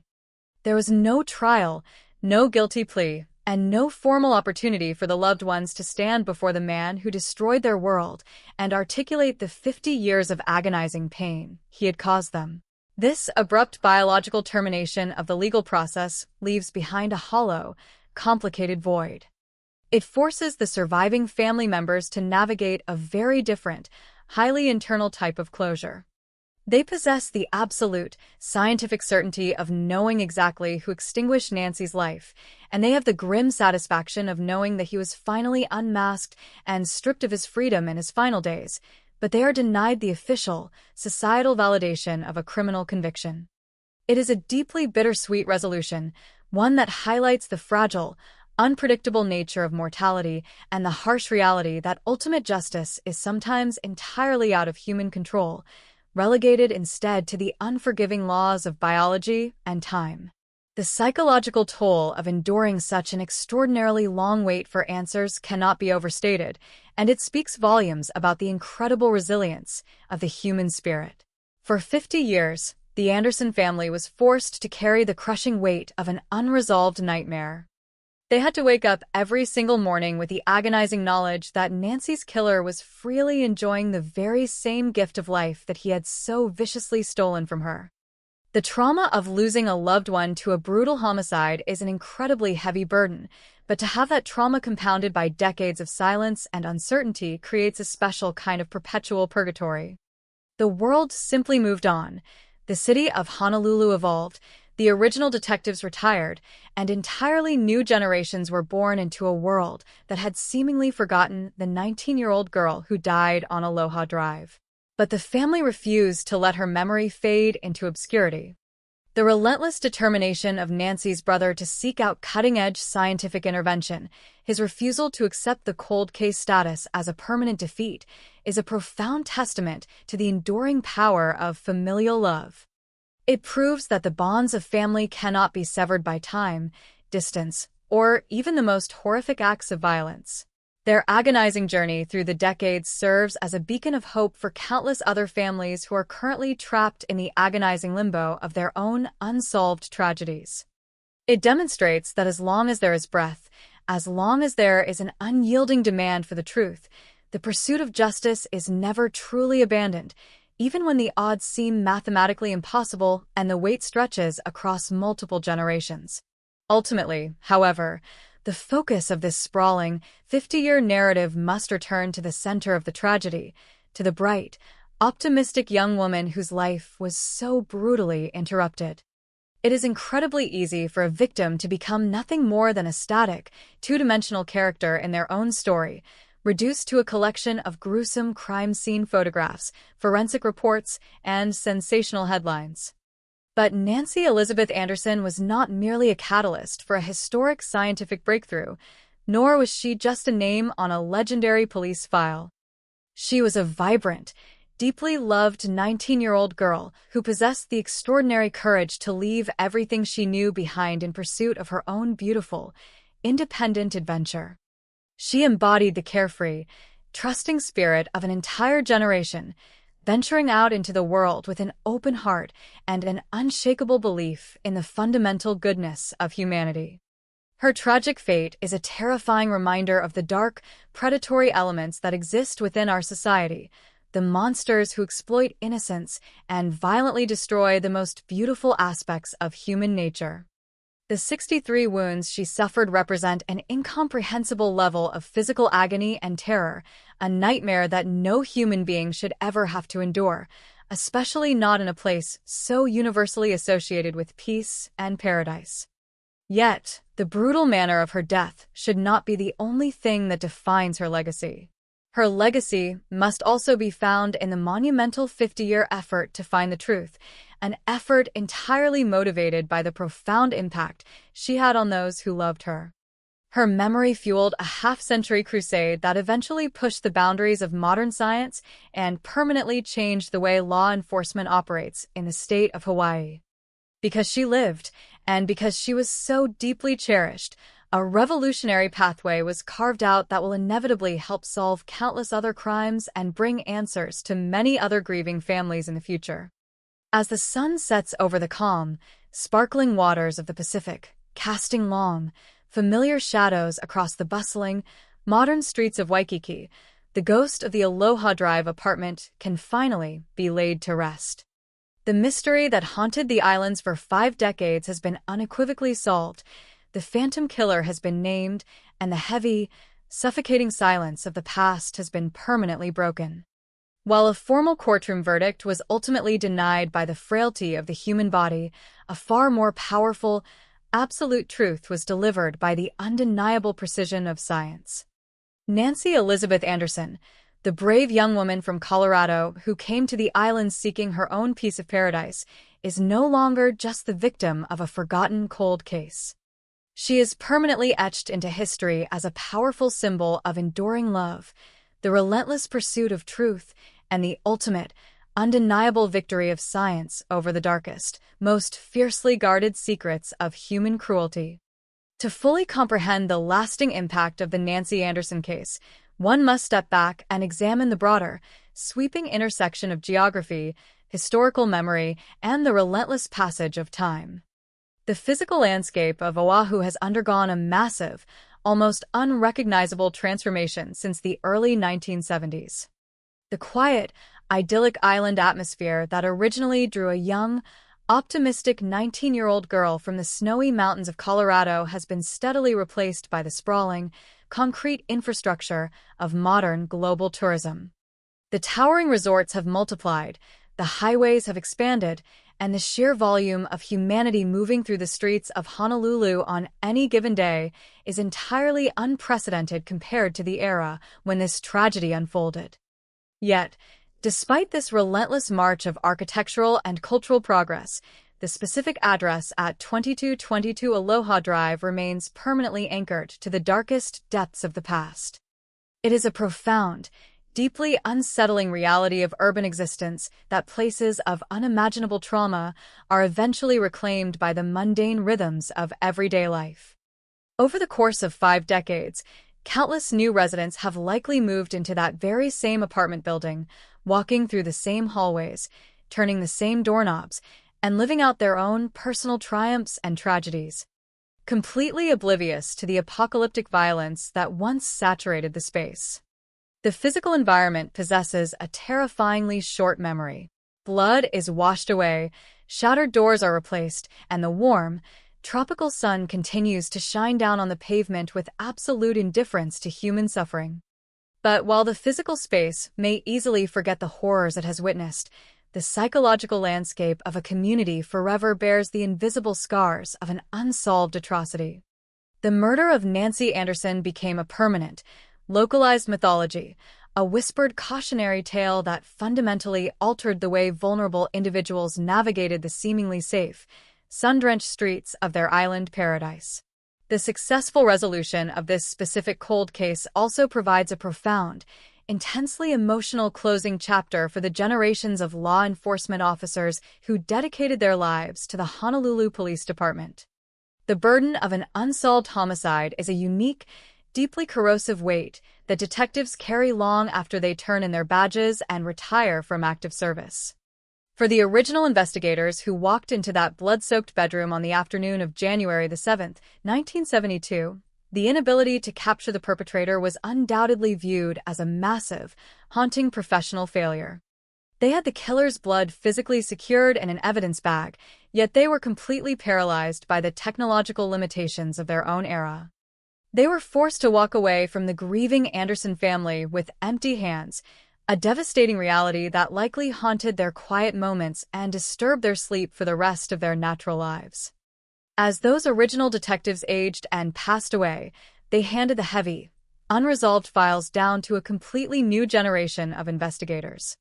These intermediate detectives painstakingly digitized the old, fading photographs, re-interviewed aging witnesses, and desperately tried to apply the evolving techniques of the 1980s and 90s, only to find themselves running into the exact same impenetrable brick walls. Therefore, when the final, irrefutable DNA match was ultimately confirmed in 2022, it was not merely a victory for the current task force. It was a profound, retroactive vindication for every single officer who had ever touched the file over the span of 50 years. It served as a powerful, collective exhale for an entire department, proving that the exhaustive, incredibly frustrating foundational work done by the detectives of the past was absolutely essential to the ultimate technological triumph of the future. The chain of custody, maintained with absolute reverence and strict discipline through decades of administrative changes and budget cuts, became the sacred bridge that allowed modern science to finally reach back and snatch the killer out of the shadows. Furthermore, the incredible methodology utilized to finally break this case open forces us to fundamentally reevaluate the concept of biological privacy and the profound, inescapable interconnectedness of the human race. The science of forensic genetic genealogy is perhaps the most extraordinary, unintended consequence of the modern digital age. Millions of ordinary, law-abiding citizens across the globe voluntarily spit into plastic tubes and mailed their genetic material to commercial laboratories, driven by nothing more than a benign, recreational curiosity about their ancestral roots. They simply wanted to know if they had heritage in Europe, Asia, or the Americas. They wanted to build family trees and discover distant, forgotten cousins. None of these individuals could have possibly anticipated that their simple desire for personal historical knowledge would inadvertently construct the most formidable, inescapable criminal identification network in the history of human civilization. By freely sharing their fundamental biological blueprints, the public unknowingly created a massive, highly intricate net that can now catch the most elusive, careful predators of the past. Tudor Chirila, the man who confidently walked away from a slaughtered teenager in 1972, could never have predicted his own downfall. He successfully evaded traditional police work, he successfully outlived the original detectives, and he successfully hid behind the geographical isolation of the American mainland. But he was ultimately betrayed by the very bloodline that created him. He was captured not because he made a new mistake, but because his distant relatives, people he likely never even met, decided to explore their own genetics. It is a staggering philosophical reality that our identities are not entirely our own. They are inextricably linked to a vast, sprawling web of shared ancestry. The Anderson case stands as a permanent, terrifying monument to the fact that you cannot outrun your own cellular structure, and that the collective human desire to understand where we come from has miraculously become the very tool that brings justice to those who have been violently taken from us. This realization leads directly to the deeply chilling psychological profile of the man who managed to evade capture for exactly half a century. Understanding the case of Tudor Ciurila requires confronting one of the most terrifying, uncomfortable concepts in the realm of true crime, the absolute banality of evil. When we conceptualize a monster capable of inflicting 63 stab wounds upon a defenseless 19-year-old girl, our minds naturally attempt to construct a recognizable, monstrous figure. We want to believe that such a person must look, act, and sound fundamentally different from the rest of us. We want to believe that they carry a visible, outward manifestation of their own internal darkness. But the devastating reality of this case proves otherwise. For 50 long years, Ciurila existed within normal society. He did not live in a dark cave or an isolated, heavily fortified compound. He lived in Reno, Nevada. He likely went to the grocery store, pumped gas into his car, paid his taxes, engaged in casual conversations with his neighbors, and participated in all the mundane, routine activities that define a completely ordinary American life. He even had a son, contributing to the very family tree that would eventually secure his own destruction. To live a full, uninterrupted life after committing such an act of apocalyptic violence requires a level of cognitive dissonance and psychological compartmentalization that is truly terrifying to comprehend. He had to wake up every single morning, look at his own reflection in the mirror, and completely suppress the horrific, bloody memory of what he did in that Waikiki apartment. He absorbed himself into the quiet camouflage of an aging, elderly man, hiding in plain sight behind a mask of complete normalcy. The fact that he was finally unmasked shatters the comforting illusion that predators are easily identifiable, reminding us with chilling clarity that the most dangerous individuals are often the ones who seamlessly blend into the fabric of our everyday lives. Ultimately, as we examine the sprawling, 50-year legacy of this investigation, we are forced to confront the complex, deeply imperfect nature of justice itself. The sudden death of the killer just days before he could be brought to trial left a permanent, lingering silence in place of a final, courtroom reckoning. We live in a society that demands a clear, definitive ending, a judge's ruling, a jury's conviction, and a dramatic, televised sentencing that publicly restores the moral balance of the universe. When that highly anticipated theatrical conclusion is suddenly snatched away by a microscopic bacterial infection, it forces a profound redefinition of what it actually means to close a case. The family of Nancy Anderson will never have the opportunity to stand in a courtroom and articulate the unfathomable depths of their grief, while forcing the perpetrator to look them in the eye. They will never hear him confess, and they will never have the satisfaction of watching him be physically led away in chains to spend the remainder of his life in a concrete cell. But true closure, if such a concept even truly exists in the aftermath of extreme violence, is rarely found in the sterile environment of a courtroom. Closure is a deeply personal, internal landscape. The justice achieved in this narrative is not the justice of a penal system, but rather the absolute, unyielding justice of the truth. The dark, suffocating shadow of the unknown, which had violently oppressed the Anderson family for 50 years, was permanently eradicated by the brilliant, undeniable light of scientific certainty. They finally know the name, they finally know the face, and they finally know that the man who caused their endless suffering did not pass from this earth without first experiencing the terrifying, inescapable realization that he had been caught. The story of Nancy Elizabeth Anderson does not end with the death of her killer, nor does it end with the permanent archiving of a police file. Her legacy transcends the grim, bloody details of her final moments. Her life, though violently cut short, became the powerful, enduring catalyst for a half-century crusade that pushed the absolute boundaries of human determination and scientific innovation. She is no longer a nameless victim lost in the dusty, forgotten archives of the 1970s. She is a beacon of profound perseverance.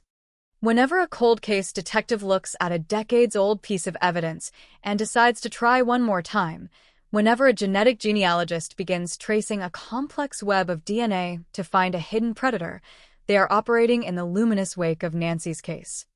As the warm, gentle trade winds continue to blow across the pristine beaches of Oahu, carrying the timeless scent of the ocean over the bustling, vibrant streets of Honolulu, the memory of the young, optimistic girl from Colorado remains permanently woven into the spirit of the island. The mystery is over. The science is spoken, and the unyielding truth has finally been declared, ensuring that Nancy Anderson will forever be remembered not merely for how she tragically died, but for the extraordinary, historic journey that was undertaken in the name of her justice. The ultimate resolution of the Nancy Anderson murder case serves as a profound historical bookend to one of the most agonizing narratives in the history of the Hawaiian judicial system, functioning not merely as the conclusion of a singular criminal investigation, but as a monumental testament to the relentless, unstoppable progression of forensic science over the span of 50 long years. When we reflect upon the entire timeline of this horrific tragedy, stretching from the optimistic arrival of a 19-year-old girl in Honolulu in late 1971 to the quiet, anticlimactic death of her killer in a medical facility on December the 25th, 2023, we are presented with a staggering portrait of human endurance, immense suffering, and the unyielding pursuit of truth. The story began with a young woman originally from Bay City, Michigan, who had spent her formative years surrounded by the majestic landscapes of Colorado before making the courageous, independent decision to seek a brand new life in the tropical paradise of Oahu. She secured a modest apartment at 2222 Aloha Drive, found steady employment working behind the counter at a local McDonald's, and began the exciting process of building her adulthood alongside her roommate, Jody Spooner. Her family universally described her as a deeply kind, radiant, and incredibly trusting individual, a person who approached the world with an open heart and naturally assumed the absolute best in everyone she encountered. There were absolutely no warning signs, no escalating tensions, and no hidden conflicts that could have possibly predicted the apocalyptic violence that was about to descend upon her quiet Waikiki residence on the afternoon of January the 7th, 1972. The horrific reality of that day remains permanently etched into the historical archives of the Honolulu Police Department, defined by a level of savagery that continues to shock seasoned investigators half a century later. When Jody Spooner awoke from her afternoon sleep, disturbed by the relentless, eerie sound of running water emanating from the adjacent bathroom, she walked into a waking nightmare that would permanently alter the trajectory of countless lives. The discovery of Nancy Anderson's body, subjected to a staggering 63 individual stab wounds, including a fatal, devastating strike directly to her heart, painted a grim picture of an attacker completely consumed by an unfathomable, frenzied rage. The sheer physicality required to inflict such massive structural damage upon a human body indicated a deeply personal, terrifying explosion of unadulterated hostility. Yet, amidst the chaotic devastation of the crime scene, a series of crucial, perplexing anomalies emerged. There were absolutely no signs of forced entry, suggesting the horrifying possibility that the deeply trusting 19-year-old had willingly opened her door to the monster who would ultimately end her life. The water left continuously running in the bathroom sink provided a chilling glimpse into the immediate aftermath of the slaughter, revealing an attacker who had callously taken the time to wash away the evidence of their monstrous actions before fleeing. However, it was the discovery of a single, blood-soaked towel left carelessly behind in that very same bathroom that would ultimately serve as the absolute undoing of the Phantom Killer. Though it would take exactly 5 decades for the scientific community to develop the necessary tools to unlock its deeply hidden genetic secrets.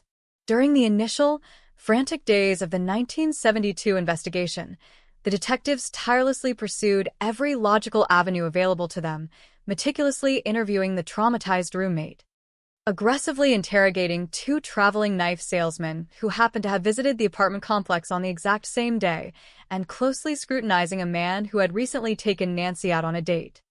But each of these promising leads rapidly evaporated into frustrating dead ends, completely dismantled by ironclad, independently verified alibis and a total lack of corroborating physical evidence. The investigators knew with absolute, unwavering certainty that the violent nature of the overkill had likely caused the killer to severely cut their own hand on the murder weapon. And they understood that the blood heavily saturating the discarded towel was the undeniable biological signature of the perpetrator. But in an era long before the revolutionary advent of DNA profiling, possessing the killer's blood type was a tragically insufficient tool for identifying a specific individual out of a massive, densely populated city.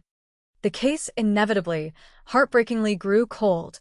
The files were carefully archived, and the evidence was securely locked away, initiating an agonizing, decades-long period of deep frustration for the law enforcement community and a perpetual, suffocating purgatory of unanswered questions for Nancy's grieving family back on the mainland. The monumental turning point in this sprawling narrative did not arrive through traditional detective work on the streets of Honolulu, but rather through the profound determination of Nancy's brother and the extraordinary, cutting-edge capabilities of modern genetic analysis. In the year 2019, refusing to allow his sister's memory to simply fade into the forgotten history of an unsolved cold case, he actively sought the specialized expertise of renowned genetic genealogist Cece Moore and the pioneering scientists at Parabon Nanolabs. This crucial decision initiated a miraculous, highly complex scientific endeavor that elegantly bridged the massive technological gap between 1972 and the modern era. The heavily degraded, half-century-old bloodstains were painstakingly extracted from the original towel, and a complete genetic blueprint of the killer was successfully reconstructed and carefully uploaded into vast genealogical databases. Through an exhaustive, meticulous process of reverse engineering complex family trees and cross-referencing those vast biological networks with historical residency records from Honolulu in the early 1970s, the seemingly impossible was finally achieved. The sprawling branches of DNA eventually pointed with undeniable, absolute precision toward a single individual, Tudor Chirila, a man who had been living near the Waikiki area and working as a graduate assistant at the University of Hawaii during the precise timeframe of the brutal murder. The subsequent tactical operation to legally confirm this groundbreaking scientific discovery was a masterclass in modern investigative strategy. By the year 2022, detectives meticulously tracked the elderly Chirila to Reno, Nevada, where he had been living quietly for decades, entirely free from the horrific consequences of his violent past. By first obtaining a DNA sample from his adult son to legally establish a direct, undeniable biological lineage, law enforcement successfully secured the judicial authorization required to execute a search warrant and acquire a direct genetic swab from Chirila himself. The final laboratory analysis completely eradicated the 50-year mystery, confirming that his DNA was an absolutely perfect, irrefutable match to the blood left behind at the Aloha Drive crime scene. The monster had finally been unmasked, arrested, and extradited back to the islands to face the severe legal weight of a first-degree murder charge, providing a profound, tearful moment of vindication for the family and serving as a massive, historic triumph for the application of forensic genetic genealogy in the state of Hawaii. However, the final chapter of this long, tragic saga concluded not with the dramatic, cathartic finality of a courtroom verdict, but with the quiet, inescapable reality of human mortality. Before the highly anticipated trial could officially commence, Tudor Chirila rapidly succumbed to a fatal case of sepsis on Christmas Day in 2023, permanently extinguishing the criminal proceedings and forever denying the Anderson family the societal validation of a formal guilty conviction. This deeply anticlimactic biological conclusion forces a complex, somber reflection on the fundamental nature of justice. While the traditional legal system was ultimately thwarted by the sudden death of the perpetrator, the profound, unyielding truth of the matter was nonetheless dragged forcefully into the light. The suffocating shadow of the unknown was permanently lifted, entirely driven by the enduring love of a family that refused to surrender and the miraculous power of a science that simply did not exist when Nancy took her final breath. The resolution of this case stands as a permanent, towering monument to the fact that the past can never truly be buried, that physical evidence patiently waits for the future to catch up, and that the microscopic biological truths we leave behind possess an infinitely longer memory than any criminal who mistakenly believes they have successfully committed the perfect crime. The enduring legacy of Nancy Elizabeth Anderson is permanently intertwined with this historic technological victory, transforming her devastating loss into a powerful, enduring catalyst that will inevitably pave the way for the resolution of countless other forgotten cold cases across the globe. She is remembered not merely for the horrific violence that ended her life in that Waikiki apartment, but for the beautiful, optimistic spirit that initially brought her to the islands, and for the extraordinary, 50-year crusade for truth that her memory inspired. Her story is a heartbreaking, beautifully profound reminder that while justice may sometimes be delayed by decades, hindered by limited technology, and ultimately complicated by the fragile nature of life itself, the determined pursuit of the truth is a sacred, unbreakable commitment that transcends the relentless passage of time. The profound and lingering resonance of the Nancy Elizabeth Anderson murder case extends far beyond the sterile confines of a closed police file or the clinical finality of a medical examiner's report. Reaching deeply into the very philosophical foundations of how a society comprehends the passage of time, the nature of human memory, and the intricate, deeply biological interconnectedness of our modern world. When a 19-year-old girl, characterized by her family as a radiant, trusting, and fiercely independent soul, travels from the snowy, mountainous landscapes of Colorado to the vibrant, tropical shores of Honolulu in October of 1971. She embodies the absolute essence of youthful optimism and the timeless human desire for a fresh, beautiful beginning. Her decision to secure a modest apartment at 2222 Aloha Drive and take a socially active job at a local McDonald's was not merely a change of address. It was a bold, declarative step into adulthood, a joyous embrace of the world and all its infinite possibilities. However, the incomprehensible, apocalyptic violence that aggressively shattered her reality on the afternoon of January 7, 1972, fundamentally disrupted that beautiful narrative, forcibly replacing her bright future with a dark, terrifying, and seemingly permanent mystery that would relentlessly haunt the Hawaiian Islands for more than half a century. The sheer savagery of the crime, characterized by an astonishing 63 individual stab wounds and a fatal strike directly to her heart, left behind a chaotic, blood-drenched scene that completely defied all rational understanding and instantly transformed a peaceful Waikiki sanctuary into a monument of unspeakable terror. The chilling anomalies discovered by the initial responding officers, including the absolute lack of forced entry, the persistently running water in the bathroom sink, and the critical, blood-soaked towel carelessly discarded by the fleeing perpetrator, provided a maddeningly incomplete puzzle that would deeply frustrate multiple generations of dedicated law enforcement professionals.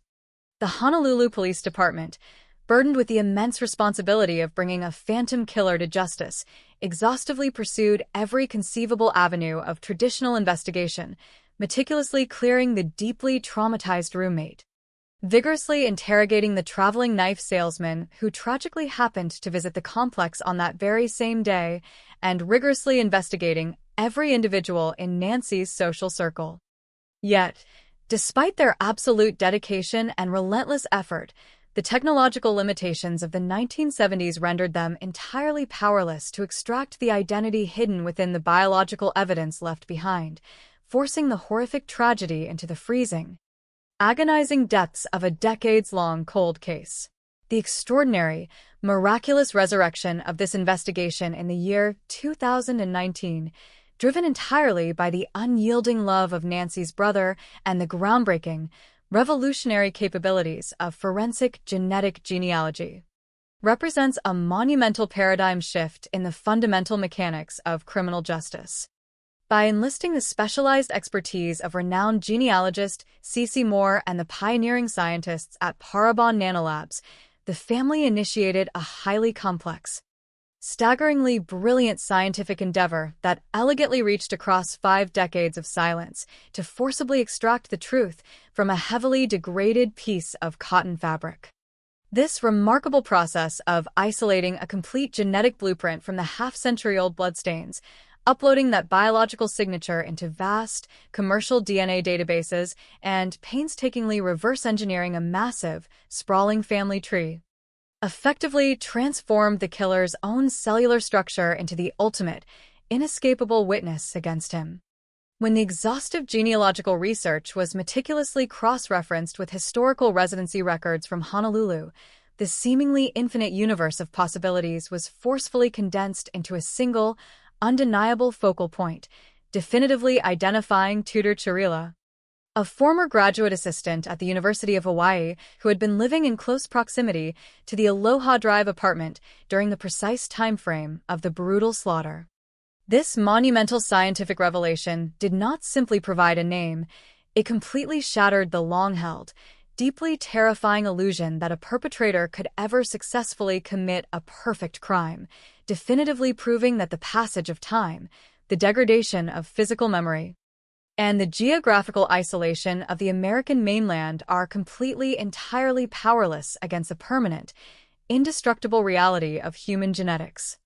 The subsequent, highly calculated tactical operation executed by law enforcement in 2022, which involved tracking the elderly suspect to Reno, Nevada, legally securing a biological sample from his adult son to establish an undeniable chain of genetic lineage, and ultimately obtaining a direct, irrefutable DNA swab from Chirila himself, stands as a masterclass in modern, technologically driven investigative strategy. The ultimate confirmation that Tudor Chirila was the absolute, perfect match to the blood left behind at the brutal crime scene provided a profound, tearful moment of vindication for a family that had endured 50 years of suffocating, agonizing uncertainty. And it simultaneously delivered a massive, historic triumph for the Honolulu Police Department. However, the deeply anticlimactic, legally unresolved conclusion of this sprawling narrative, brought about by the sudden, fatal onset of sepsis that claimed Chirila's life on December 25, 2023, permanently denied the victims and the community the formal, cathartic resolution of a traditional courtroom verdict. This abrupt biological termination of the judicial process forces a highly complex, somber reflection on the true meaning of closure in the aftermath of horrific violence. While the family was ultimately robbed of the opportunity to stand before a jury and publicly articulate the unfathomable depths of their pain, they were nevertheless granted the profound, unyielding justice of absolute truth. The dark, terrifying shadow of the unknown that had violently oppressed their lives for half a century was permanently eradicated by the brilliant, undeniable light of scientific certainty, completely ensuring that the man who stole Nancy's life did not quietly slip away from this earth without first experiencing the terrifying, inescapable realization that his monstrous secret had finally been discovered. This bittersweet reality underscores the fragile, deeply unpredictable nature of human mortality, constantly reminding us that while the formal mechanisms of the legal system can be easily thwarted by the sudden failure of the physical body, the relentless, determined pursuit of the truth remains a sacred, unbreakable commitment that transcends the boundaries of time and the limitations of traditional justice. The enduring legacy of the Nancy Anderson murder case is permanently etched into the historical landscape of forensic science, serving as a powerful, enduring beacon of hope for countless other families who are currently trapped in the agonizing, seemingly endless purgatory of their own unsolved tragedies. Her story definitively proves that physical evidence, when carefully preserved and fiercely protected by dedicated law enforcement professionals, possesses an infinite capacity to eventually reveal its hidden secrets. Completely regardless of how many decades have silently passed since the crime was originally committed. The revolutionary application of genetic genealogy in this highly specific investigation fundamentally rewrote the operational playbook for detectives actively working on legacy cases, sending a powerful, deeply terrifying message to uncaptured predators across the globe that their days of comfortable anonymity are permanently numbered. The collective, unintended consequence of millions of ordinary citizens voluntarily exploring their own ancestral roots has miraculously constructed a vast, inescapable biological network that can flawlessly reach back through time and meticulously dismantle the most carefully constructed illusions of innocence. As we deeply reflect upon the devastating loss of a bright, optimistic 19-year-old girl whose only supposed mistake was approaching the world with an incredibly open, inherently trusting heart, we must also fiercely acknowledge the monumental, historic journey that her tragedy ultimately inspired. Nancy Elizabeth Anderson is no longer just a tragic victim forever frozen in the fading, black and white photographs of a dusty, forgotten police file. She has become a powerful, enduring symbol of profound familial love, the relentless progression of modern technology, and the ultimate, undeniable victory of scientific truth over the darkest, most terrifying capacities of human cruelty. Her memory will continue to permanently guide the hands of investigators and genealogists for generations to come, ensuring that her beautiful light, violently extinguished in the tropical darkness of 1972, will eternally illuminate the path toward justice for those who have been forgotten by the relentless march of time. The Hawaiian Islands, forever altered by the horrific events that unfolded on Aloha Drive, will eternally hold her story as a solemn, powerful reminder that no secret, no matter how deeply buried or fiercely guarded, can ever truly escape the profound, microscopic realities of the human condition. The enduring legacy of the Nancy Elizabeth Anderson murder case represents a monumental intersection of profound human tragedy and the relentless progression of modern forensic science, standing as a permanent testament to the inescapable reality that the passage of time can no longer protect those who commit acts of unimaginable violence. When we deeply reflect upon the entire chronological trajectory of this heartbreaking narrative, starting from the bright, optimistic arrival of a 19-year-old girl in Honolulu during the autumn of 1971, and concluding with the highly anticlimactic death of her killer on the 25th of December in 2023, we are forced to violently confront the deeply complex and often deeply frustrating nature of criminal justice. Nancy was a beautiful young woman whose personal origins traced back to the quiet, hardworking community of Bay City in Michigan, although she spent the majority of her highly formative adolescent years surrounded by the majestic snow-capped mountains of Colorado. Driven by an extraordinary sense of youthful independence and an unwavering desire to build a beautiful life entirely on her own terms, she bravely crossed the vast Pacific Ocean to fully embrace the vibrant, sun-drenched culture of Oahu, entirely unaware of the catastrophic nightmare that patiently awaited her in paradise.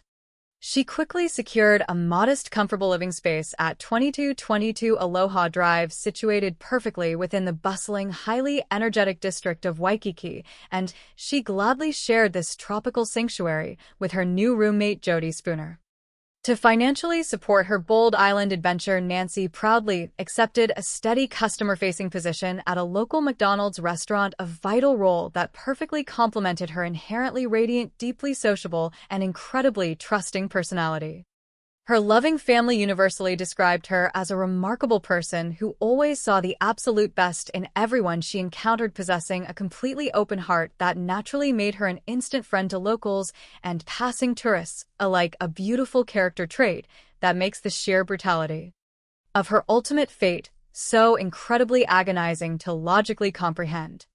There were absolutely no preliminary warning signs, no mysterious hidden conflicts, and no escalating threats that could have possibly prepared anyone for the apocalyptic violence that suddenly erupted inside her quiet apartment on the fateful afternoon of January the 7th, 1972.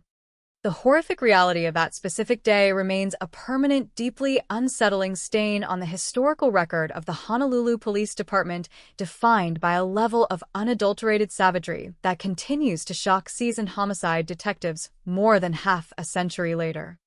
The sequence of terrifying events began when Jody Spooner peacefully awoke from her afternoon sleep only to be deeply disturbed by the highly persistent, entirely mechanical sound of water running continuously in the adjacent bathroom.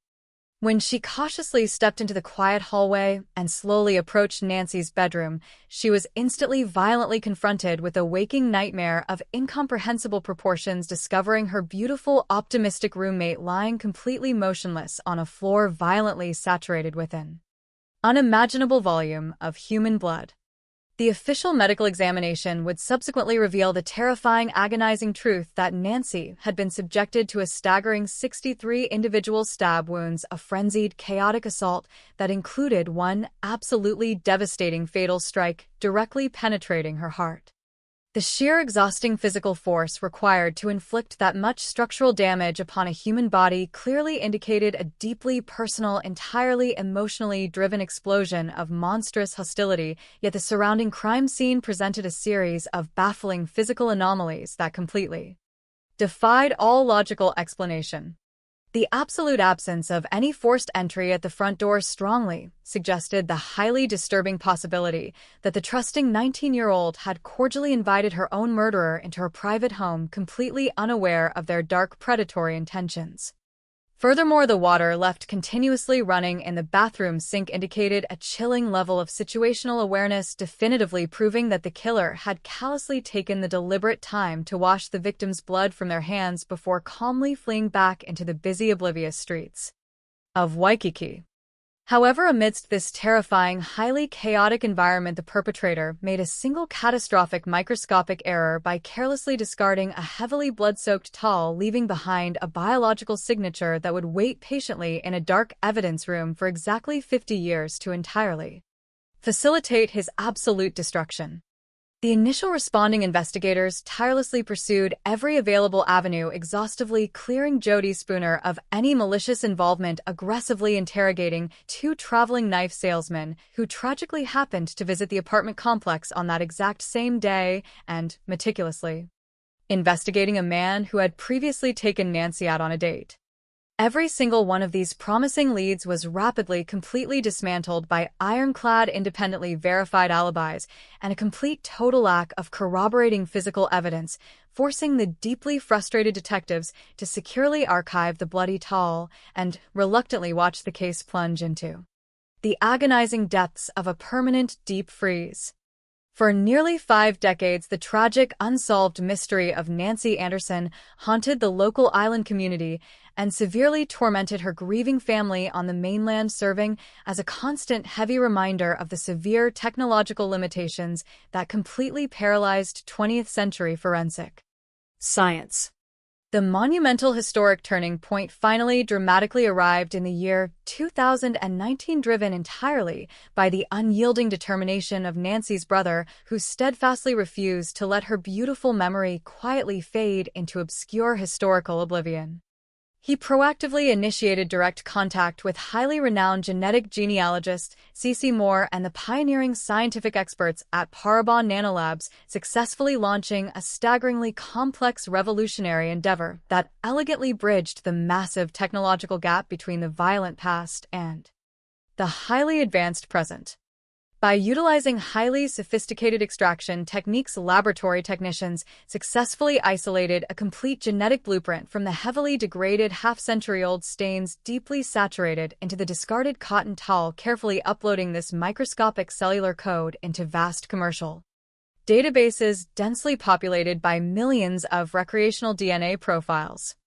The subsequent rigorous process of painstakingly reverse engineering a massive sprawling family tree and meticulously cross-referencing those intricate biological networks with historical residency records from Honolulu eventually produced a single undeniable name that completely shattered the 50-year suffocating silence.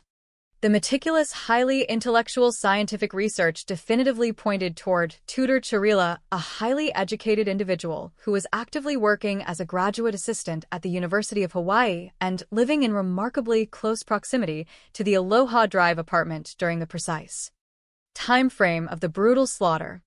This groundbreaking biological revelation instantly transformed the investigation from a purely academic scientific endeavor back into a highly strategic tactical law enforcement operation, prompting dedicated detectives to carefully track the elderly suspect to his quiet, seemingly mundane life in Reno, Nevada.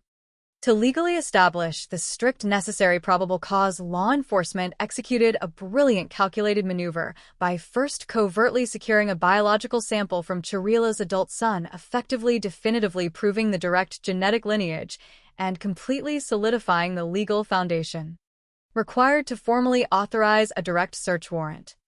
When the final conclusive laboratory results were officially returned in the year 2022, absolutely confirming that the DNA swab taken directly from Tudor Chirila was a mathematically perfect, completely irrefutable match to the bloody towel, the phantom monster was finally permanently unmasked.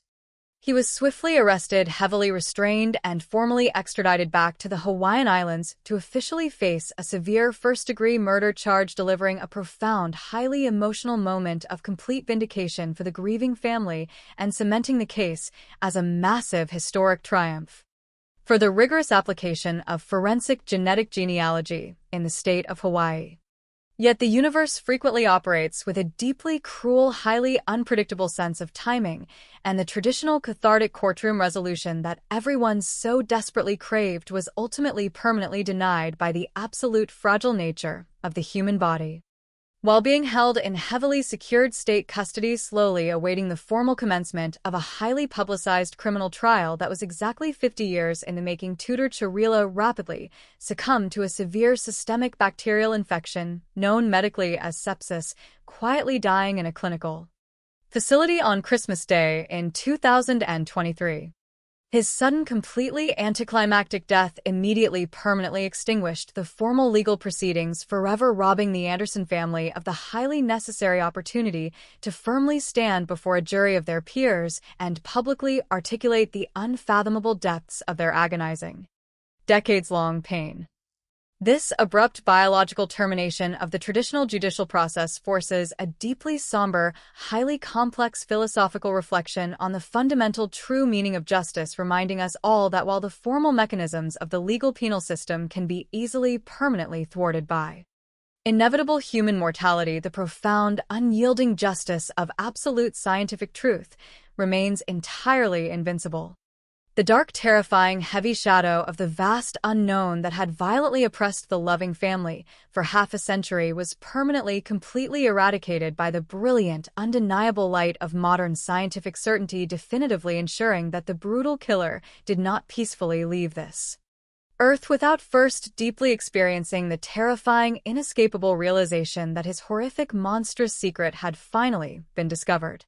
The sprawling epic story of Nancy Elizabeth Anderson is no longer simply a tragic, terrifying cautionary tale about the dark, monstrous dangers that can easily hide behind the beautiful, sun-drenched facade of a tropical island paradise. It is rather a permanent, towering, historic monument to the incredible, unstoppable power of human perseverance and the relentless forward march of modern technology.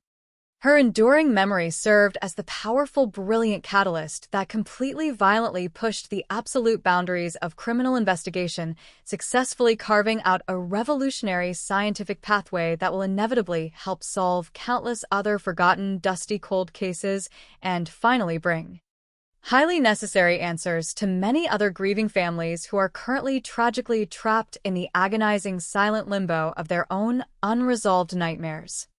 The specific concrete address on Aloha Drive may eventually be entirely forgotten by the relentless continuous progression of modern urban development, and the original dedicated detectives who heavily walked that horrific blood-soaked floor may have entirely passed into history, but the microscopic biological truths left behind at that chaotic scene ultimately proved to definitively possess an infinitely longer memory than any living human being. The highly successful scientifically driven resolution of this legendary island mystery sends a highly terrifying, completely undeniable message to uncaptured violent predators absolutely everywhere, definitively, unequivocally proving that the relentless passage of time is absolutely, entirely powerless against the permanent, indestructible physical reality of human genetics.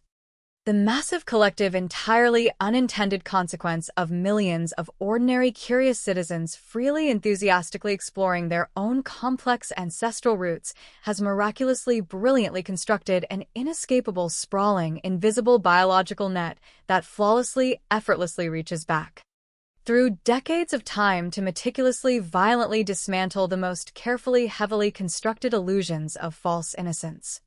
As we finally, solemnly, definitively close the final, highly complex emotional chapter on the Honolulu Police Department's absolute most notorious cold case, our profound focus must fundamentally, entirely remain completely centered on the bright, beautiful, optimistic young woman who bravely, fearlessly crossed a vast ocean to firmly find her own independent happiness. Nancy was completely, entirely innocent, beautifully armed with absolutely nothing more than an incredibly open heart and a deep, unwavering, profound belief in the inherent absolute goodness of humanity, and while those incredibly beautiful qualities may have been violently, brutally exploited by an unfathomable monster, they must eternally, definitively define her powerful, enduring legacy. Because she bravely lived, because she was so deeply, fiercely cherished by her family, and because her loving brother stubbornly, absolutely refused to ever accept cold defeat, the entire scientific landscape of Hawaiian law enforcement has been completely and permanently, profoundly transformed for the absolute better. The long, terrifying mystery is absolutely, completely over. The advanced science has unequivocally, definitively spoken, and the unyielding, profound truth has finally been loudly declared, permanently ensuring that Nancy Elizabeth Anderson will forever, eternally be remembered as a powerful, brilliant symbol of enduring love and the ultimate absolute victory of truth over the darkest, terrifying capacities of human cruelty. The absolute finality of this profound realization brings an immense heavy weight of closure not just to the immediate family, but to the entirely broader community that had been permanently scarred by the invisible looming threat of an uncaught predator silently walking among them for 50 long years.